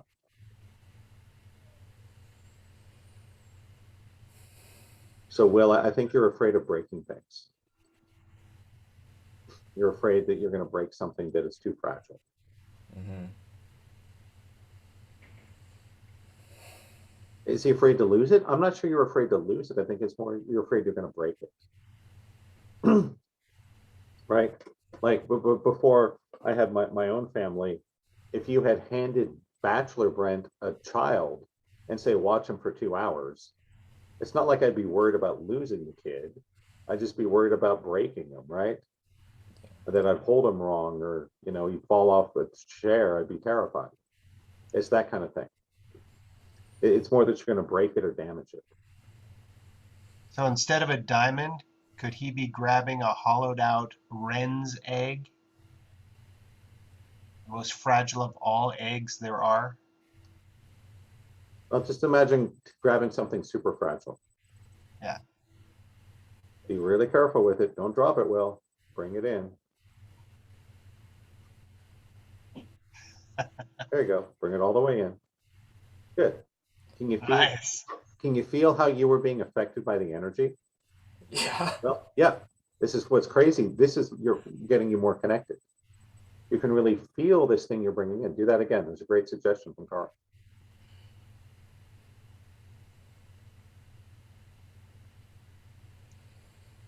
Don't crush it. Yep. Nice.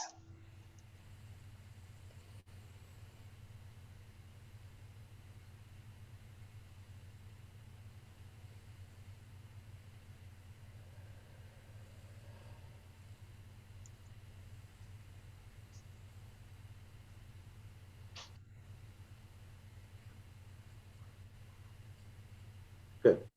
You see the energy has a sense of being very real. And that's one of the things we're looking for.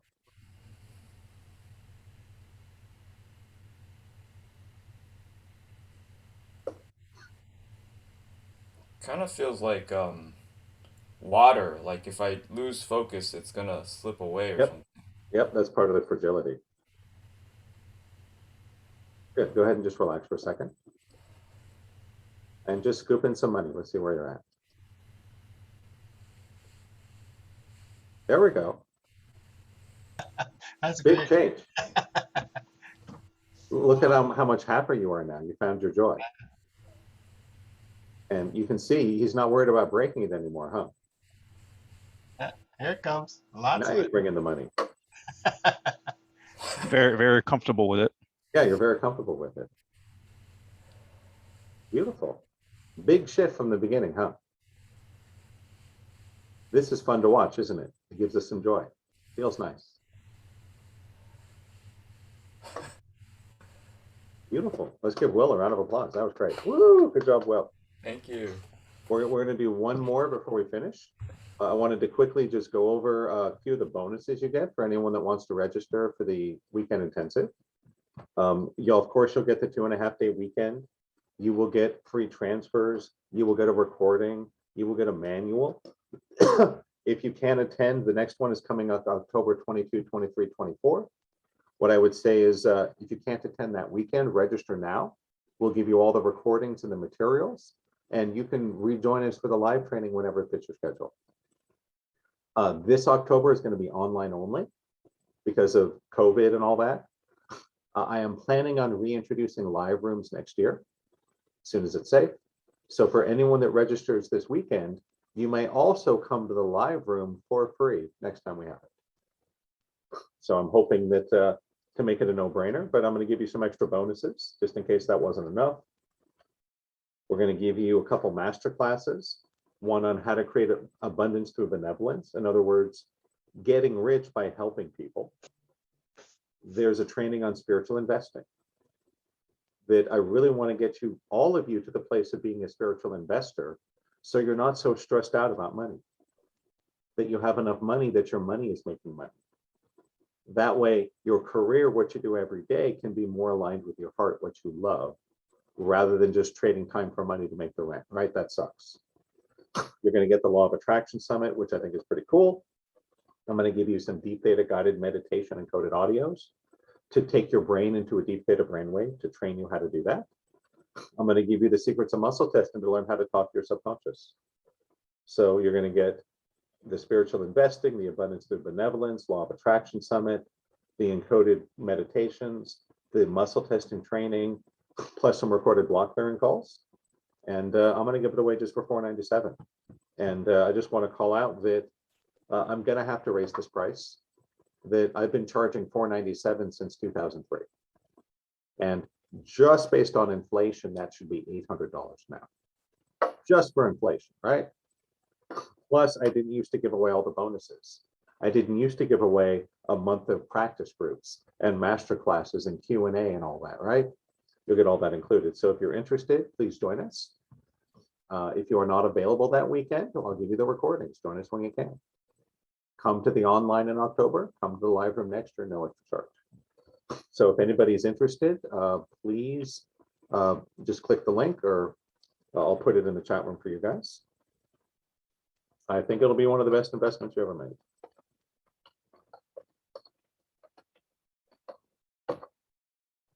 All right, let's get back to our movement. Next up, we have, is that Amy? Yes, hi. How you doing, Hi, Amy? I'm new to this work, so thanks for having me here, and I'm signed up for the weekend as well. Awesome. What would you like to do for us today? I'm not sure about movement, so if you have something that you would. I would say take your pick, either the handshaking or the scooping. Okay, I'll do the scooping. Yep. Okay. Give me 1 second here. I need to find you to pin you. Not sure why I'm not seeing you. There you are.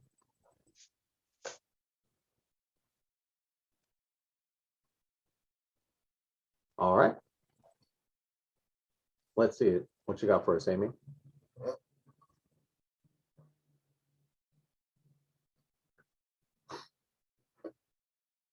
There's a sort of resignation. Mm. There's sort of an energy about you. Yeah, I'm going to reach out and scoop, but I know I'm not going to get much. Why do I want to try so hard? It's sort of burned out, resigned to failure. That, you know, obviously you've been through a lot of pain and trauma. And Yeah. part of you was like, I really don't want to try too hard because I just don't think it's going to work. Mm. There's a bit of a going through the motions. Anyone else see that? And it's nice. It's already starting to shift. You're already starting to take it a little more seriously. Mm. Are you aware of how your hands are feeling the space more than they were a minute ago? Definitely. That's what I'm seeing. Yes. Now you at the beginning, it was kind of like, all right, I'm just going to go through the motions. It's not going to work for me, but I'll just do it, whatever, right? Yeah. Now you're actually having an experience. Mm. Yeah, I You can feel, yeah, your hands are actually connecting to the energy. Mm. And you can notice how it's interesting. You're not bringing it into your heart. You're kind of using it to wash your face. Oh, wow. Yeah. I have some health stuff going on with my thyroid. That's interesting. Okay. Yeah. But you notice her hands, again, Amy, don't try to fix it, right? Right. Just keep moving. Okay. When it shifts naturally, that's what we want, right? Got it. You see how she's bringing in the energy and she doesn't want to bring it to her heart. She wants to wash it up like you're pushing it into your neck and your face. And it might be the thyroid. It could be you're unconsciously trying to bring energy to that part of your body. Right. There it goes. Now it dropped some. Did you notice how you didn't really do anything different? Right. Right? It wasn't a decision, gee, I'm going to put my hands lower, but your hands naturally started to go down further. Exactly. That's what we're looking for, right? Don't try to fix the movement. Mm-hmm. Let it shift naturally. Okay. You're not even aware that you're doing it, right? That's what we want. Mm.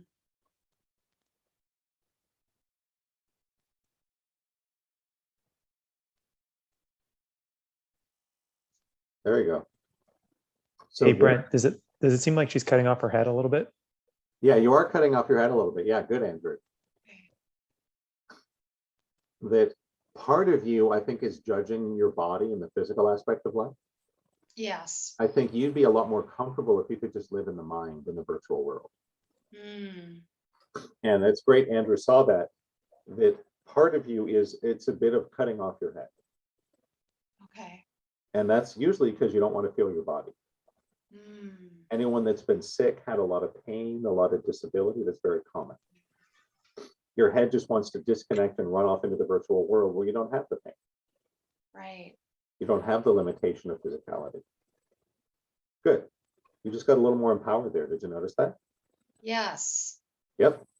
You kind of stood up a little straighter and you reached out with more authority. Good. Because like it or not, you're not going to find what you're looking for in the mental realm. Right. Right? Yeah.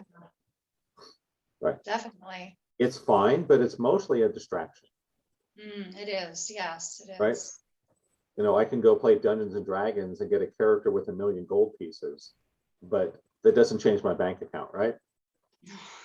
That's part of what you've been doing. You've been escaping into the mental realm because you like it more. Yes, I can think my way through it. Right. Yep. But it doesn't do a lot to change the reality of your life. Exactly.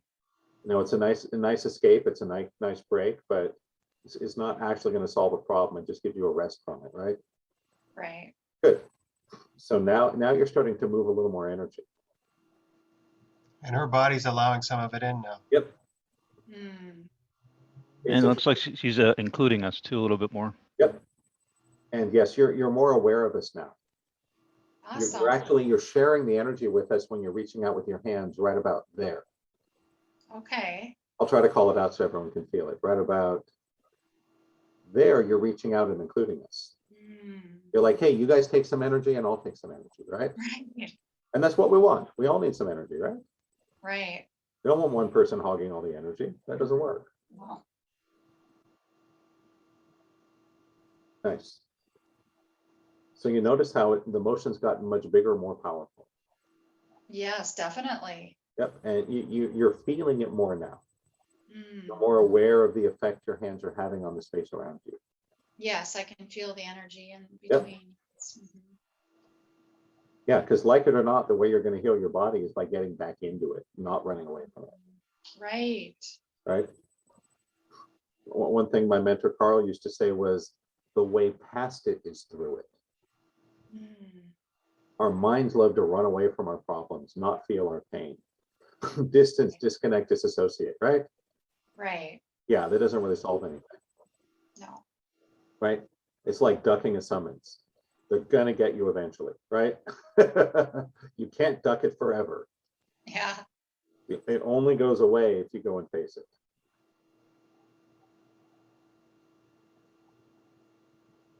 Good. You can see how it also feels more gentle, huh? Definitely. There's more Right. of a reverence, more of a lovingness, right? Yeah, it's like that baby there that I'm trying Yep. to protect. Right. It's something valuable, precious, Right. sacred, and you're responding to it. Mm. At the beginning, you were just objectifying it. It's just that moving my hands, some energy, who cares, right? Right. Now it's more of a living being than just a thing. Mm. Right.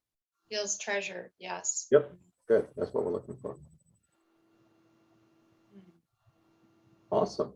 Good Awesome. feedback for Amy. You're doing great. Thank you so much. Thank you. Awesome. Let's give her a round of applause. Woo!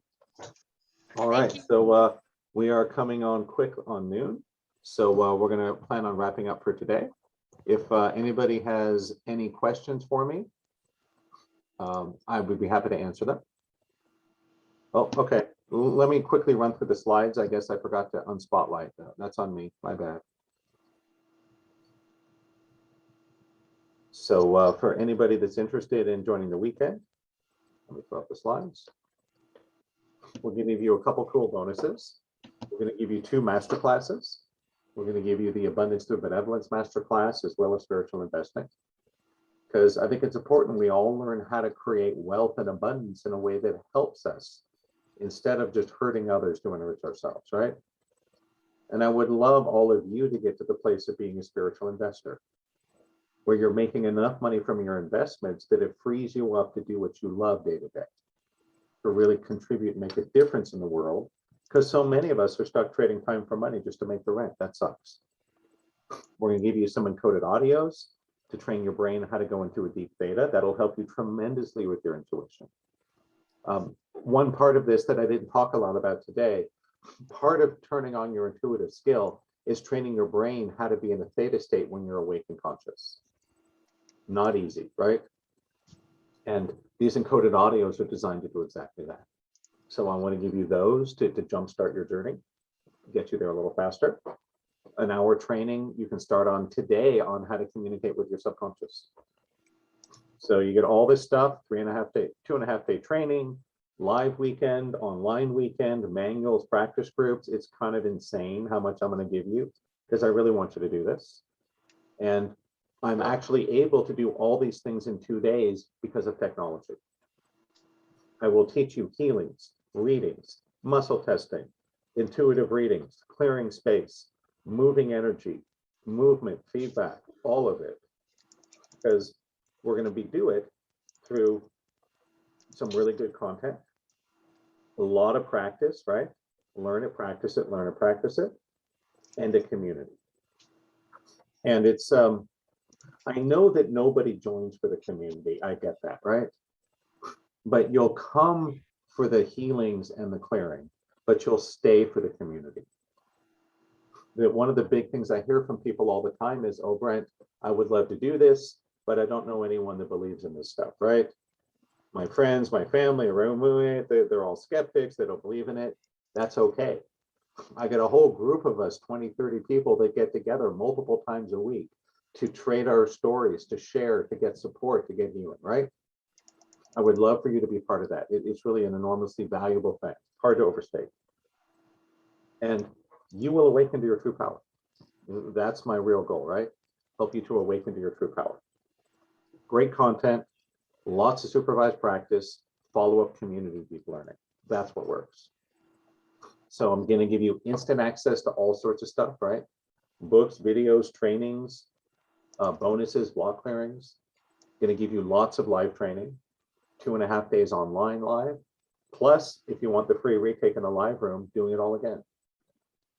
Follow up by the community, the practice groups, the master classes, the Q&A sessions.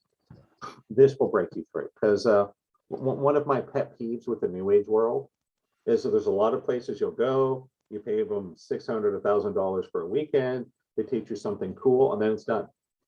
They just throw you on the street to figure it out and apply it. No, I'm not going to do that to you. I'm going to have follow-up events, right? Give you a chance to drill on tutorials, to exercise, to practice, to ask questions. That's really important to me. So anybody that's interested, it's just going to be $497 until we close, then the price goes up. I know, again, a lot of you are already registered or have already done it, right? I get that. But this is for the people that haven't, that I think they're really missing out. So wanted to finish up with a little Q&A. So anyone that's interested in registering for the training, URL is there on the screen. And I will put it into the chat room too. And let's finish up by answering your questions. So if anybody has any questions on any of the things we covered today. I have a question. Yeah, go ahead. Do you get a different sense from the different movements, or can you get like the same sort of information for the most part, you're going to get the same information no matter what movement you do. That it's based on the principle, how you do everything, how you do anything is how you do everything. And why is that? So we'll pick on Michelle since she asked, right? That I could watch you brush your teeth, or I could watch you drive your car. One of the things I've always wanted to do, I just haven't yet due to COVID, is a Pac-Man diagnostic, where we all go down to Dave and Buster's and videotape you playing Pac-Man. Why is that? Well, I can tell everything you need to know about your life by simply watching you play Pac-Man. Why? How you do anything is how you do everything, right? So no, it doesn't really matter what movement you do. You'll tend to get the same energy patterns. Yep. So don't stress about that, right? Oh God, do I shake or do I scoop? I don't want to do the wrong one. There is no wrong one, right? Yeah. It's like, as far as your body's concerned, whether you have a burrito or a sandwich for lunch, it doesn't care, right? It's all the same stuff, just prepared a little differently. That's all. So if that helps. Well, Yeah, thank you. Other questions? Oh, okay, so people are asking about private sessions. Anyone that's interested in privates, just email support@awakeningdynamics.com and we'll give you some options.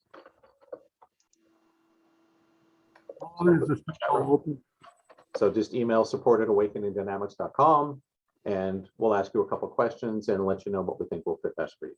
But happy to work with you. Tom had a question. How long is the special open? You said till you close. What does that mean?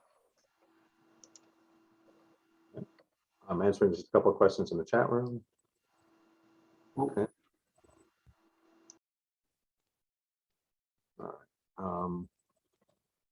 All right, questions. Beta asked, am I going to have another training in November? I'm not in November. That October 22, 23, 24, pretty much set in stone. Right, again, something might happen, right? Could have an emergency. Short of that, it's happening. Guaranteed there will be one early next year. I'm not going to do November. I already have way too many things on my calendar. I might do a live room in December. A lot of it depends on how busy I am, what happens with COVID. But if things go the way I want, I will offer a live room in December. But for anyone that the upcoming dates don't work for you, don't worry about it. Register, lock in your price and bonuses. I'll send you the recordings so you can get started right away. And then join us live whenever it fits your schedule. Right? Maybe November, probably not November, maybe December. If not, either January or early February for sure. Because again, I just wouldn't want to wait to get the benefits, right? You could register now and take it a year from now, and I'll allow that. But why would you want to wait a year? Right? Don't you want to learn this and apply it now? I would. Okay. Joseph, do you help us to train to see energy and all that? Yes. Yes. That's part of the training. Now, as with everything, I can't guarantee you're going to master it in 3 days, right? But I will show you how it's done and walk you through exercises to help start to develop that skill. So all you need to do is keep practicing what you've learned and you will get it at some point. Some people will get it during the weekend. Some of you will be able to see energy and auras and read the energy right off by the end of the weekend, and that's great. It won't be everybody, because I want to tell you the truth, right? I'm not going to lie to you. But I will show you everything you need to know to make it happen, though it may take some practice, right? It'd be like if you wanted to play guitar, you wanted to play Wipeout. If you've never played guitar before, that may be too hard for your first day, right? But I can show you how to hold the guitar and how to practice and build up your skills so that maybe a week, a month from now, you'll be able to play Wipeout. So I hope that helps. Okay, what was the last slide? All right, Eric, I'll put it up since you asked. That's just this. That I do offer 100% money back guarantee.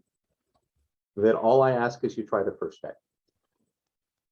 Come the first day, you don't like it, you can leave, get all of your money back and keep the bonuses.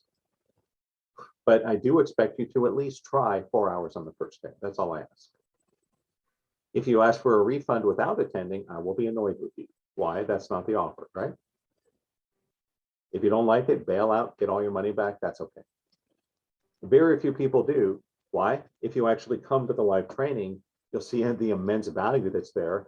Almost everyone stays, but it's okay, right? If you want to try it and bail out, get your money back, I don't mind. And I'll be a little disappointed, but it's fine, right? I just want you to give it a shot. Okay, Oscar asked, how can you tell if an uneasy feeling is from intuition versus beliefs? Great question, Oscar.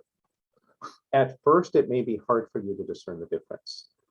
What I would say is, if it's hard for you to discern the difference, ask for help.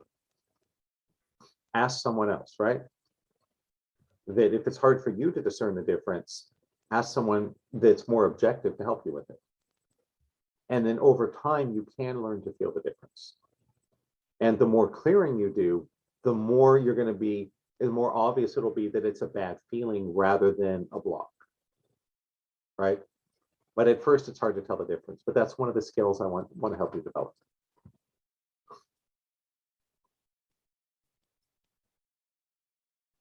Okay. How long is the special on for? This will be until we're done today. So if you're interested, go ahead and sign up. You know, if you need the URL, I'll put up the slide again for you. And we'll pin it. It's just right there, awakeningdynamics.com/special. And if I'm not able to attend until next year? Yep, we'll give you all the recordings and the materials, and so you can get started right away. And then attend live whenever you can.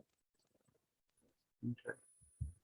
So, you know, and for some of you guys, so that's the URL. I'll put it into the chat room for you. Just awakeningdynamics.com, awakeningdynamics.com/special. Pretty easy, right? And here's how it goes. I would encourage you to either read the manual or watch the recordings first, but it's not required. So if you're really gung-ho and you register today and you want the recordings today, just ask. I will give them to you. Just say, hey, Brent, I registered today. Looking forward to it. I don't want to wait a week. I want to get started, right? Or maybe you can't make next weekend. Just say, hey, we can't make it. I'll send you all the recordings of a past event. You can start learning, practicing right away. And please mark your calendar for the next one to make sure you join us. You don't have to do it live, but you get a lot more if you do, right? If you could get all the value out of the recording as you do on the live, I wouldn't do the live. It's too much work. It's too much strain on me, too much effort, too much sacrifice. I wouldn't do it. I would lower the price and just sell you recordings, but it's not the same. You'll get a lot from the recording. You'll get a lot more live. So I'm happy to give you both. You can get the recordings, you can join us live online, and you can join us live in person, or all three, no extra charge. Fair enough, right?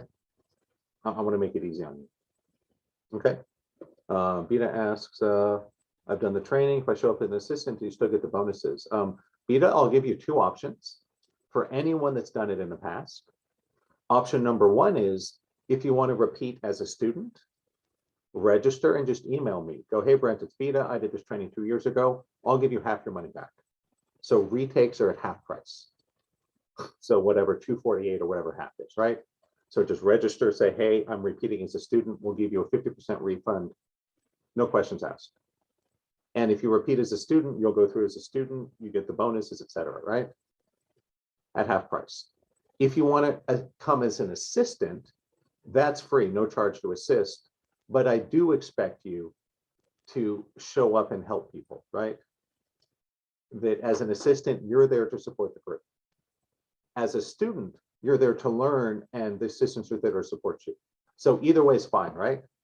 If you're comfortable with this stuff, you can answer basic questions, jump in when people are struggling, be an assistant, join for free. I'll give you all the bonuses, except stuff like sometimes I offer one-on-ones or things. Obviously, I can't do that for all my assistants. But if you're comfortable assisting and helping out, be an assistant, totally free. Repeat the whole training, get the bonuses. If you want to repeat as a student, it's half off. Hope that's fair. Okay. Okay, Wade asked, would you repeat the part about one-on-one? Sure, Wade. So anybody that is interested in doing one-on-ones with me, just email support@awakeningdynamics.com. Let us know, and we'll follow up and figure it out. Now, for most people, if money is your limiter, I would do the group training first and privates after. I think you'll get more bang for your buck out of the group trainings, right? On a dollar per basis. If time is your limiter, not money, then one-on-ones may fit better. Because some of us have a lot of time but no money. Others of us have a lot of money but no time. Only a lucky few have lots of both, right? If you have lots of time and lots of money, good for you, right? Others of us don't have either, and that sucks. But more commonly, money is the constraint for most people. You'll get more bang for your buck doing the group events first, and then we can circle back and do privates later. That's what I'd recommend. Okay, do lives work faster than recordings? Yes. Basically, it's there's that old saying, if you give a man a fish, you feed him for a day. If you teach a man to fish, you feed him for life. The thing is, it takes a while to teach someone to fish, right? It takes time. So if you're looking for shifts very quickly, right? If you're having terrible migraines that cause you pain every day and you don't want to live with them for 6 more months, do a private, right? Privates will get you there faster. So the private is giving you a fish. Doing the trainings is teaching you to fish. They're both important, right? If you're starving, I need to give you a fish. But I don't want to keep giving you fish forever. I'd rather teach you to fish so you can do it on your own. Makes sense, right? So for most people, do the trainings first. But if you have something urgent, or if your limiter is time much more than money, do privates. That's why I do both. See, and the video is good for life. Yeah, you can download the videos, right? I can't promise you I'll keep every recording of every session till the end of time, but I'll always have recordings for you, right? For example, I had an idiot tech that deleted my whole YouTube channel a year and a half ago. Freaking nightmare for me, right? So I don't have recordings before that, but I have newer recordings of the same material. Okay, Joy asked, I've done this before. Yeah, if you've done this training before, if you want to repeat as a student, just register through the link and email me. Go, hey, Brent, I registered today. I'm a repeat, and I'll refund half your money. No questions asked.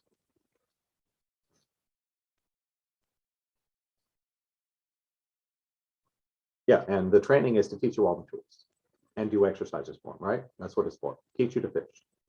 Show you how to do all these things. And, you know, I'd say after the training, you might want to do some privates with me. I'll leave that up to you. All right, any more questions? I'm happy to answer them. Otherwise, we will wrap up. Any questions? I'm happy to answer them. Otherwise, we'll wrap it up for today. And I'm planning on posting the recording to my YouTube channel in the next week. So if you guys aren't already on my YouTube channel, I would scratch my head and go, why not, right? In fact, let me take a second to look up that URL, and I will give you the URL to my YouTube channel.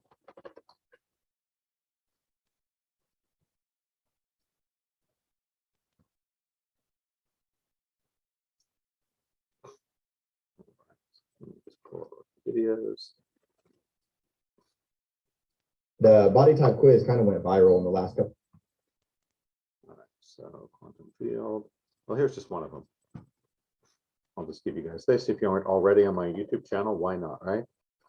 That's the most recent video I put up. It's kind of a fun one. It's all about Star Wars and the Force. What's real and what's fiction? But I got a whole bunch of them in the series. So I just put it in the chat room. That's a link to my YouTube channel, one of the videos. Please click like, please click subscribe. I think you'll enjoy it. So I'm planning on posting this recording to my YouTube channel this week. For anything you guys missed. I thought of another question. Go ahead. When you're reading other people's energy and their movement, how do you know you're not just projecting your own Good question. beliefs onto them, like through your own lens, you know? It's kind of weird, but what you'll find is for the most part, we all see the same things. And I used to wonder that too. I'm like, am I just making this up? It's just me projecting. Here's what happened. I used to, for a lot of years, I used to co-teach my advanced trainings with my mentor, Carl Wolf. And he would either show up in the room or through Zoom, and we would do it together. And what happened was, this was around 2015-ish, that there was one time we were doing energy, we were doing movement, we were reading energy, you know, I see this, blah, blah, blah. And a woman got up and she was just about to start shaking, and Carl's computer crashed. So he disappeared. So I'm there giving the woman feedback. I'm like, I see this, I see this, I see this, right? About a minute and a half later, Carl pops back on and he goes, okay, guys, let's see what we have here. And he's like, okay, I see this, I see this, I see this. Everyone's jaws dropped because he repeated almost word for word what I had just said. And that was great validation for me in the group that this isn't some big conspiracy. We're not projecting. that when you're trained to read energy, we are all seeing almost the same things. But I say almost because we all have different sensitivities. I love to do this in a group where we have multiple people giving feedback, because some of my students will see things that I missed. Right? Andrew had a great comment earlier. I didn't see the cutting the head off, but he did. And when he called it out, I'm like, hey, that's right. I didn't see it, but he did. So it's great to have multiple perspectives because we all have different sensitivities. And I'm pretty good at this, but I don't catch everything. But when people call it out, I see it. So to me, it's really clear that we're seeing what's there, right? Now, it's not unusual when someone's new to this, they will start projecting. And when you're new to it, it happens. It's just something you got to work through, right? It's like when you're dating, you have to learn to discern, right? Are people just being nice, or are they genuinely interested in you? I remember a funny story when I was in college. A bunch of us went out to our favorite Chinese restaurant, and one of the guys there, Mike, he was getting all excited. He's like, dude, that girl at the next table, she keeps looking over at me. I think she likes me. I think she likes me. I'm going to go talk to her. And one of my other friends is like, dude, please don't. He's like, what do you mean? He keeps looking at, she keeps looking at me. He's like, no, you're sitting under the clock. She keeps looking at the clock, right? So that's an example of you need to discern that, right? Is she looking at me because she wants me to talk to her? Or is she just looking at the clock over my head because she's worried about the time, right? It's that kind of thing. You'll project, what I'm hearing is you'll project less if you do the work, if you're Yeah. clearing your own Absolutely. stuff. Yeah. Okay. Over time, you'll get clearer and clearer, and you'll project less and less. It doesn't happen very much in my AI sessions. Every now and then, it's pretty rare. Every now and then, I have to bust somebody for projecting. I'm like, no, that's not it. You're projecting, right? But you'll grow out of it. You'll grow out of it. Thank you. Any other questions? I'm happy to answer. Otherwise, we'll wrap up for today. Do a little closing prayer. All right, awesome. So thanks everyone for coming out, playing around in the quantum field, learning a little about intuition. And for everyone that registered for the weekend, you will hear from me shortly. You'll get an email from my assistant either later today or tomorrow that says, hey, congratulations, blah, blah, blah, give you the links, the passwords, and I'll email you like 3 or 4 times this week. And, you know, for everyone joining us next weekend, we'll be online. We're having a test broadcast Thursday to iron out any kinks in your technology. And we'll be live on Friday night teaching you how to do healings and miracles. So until then, well, let's do a little closing prayer.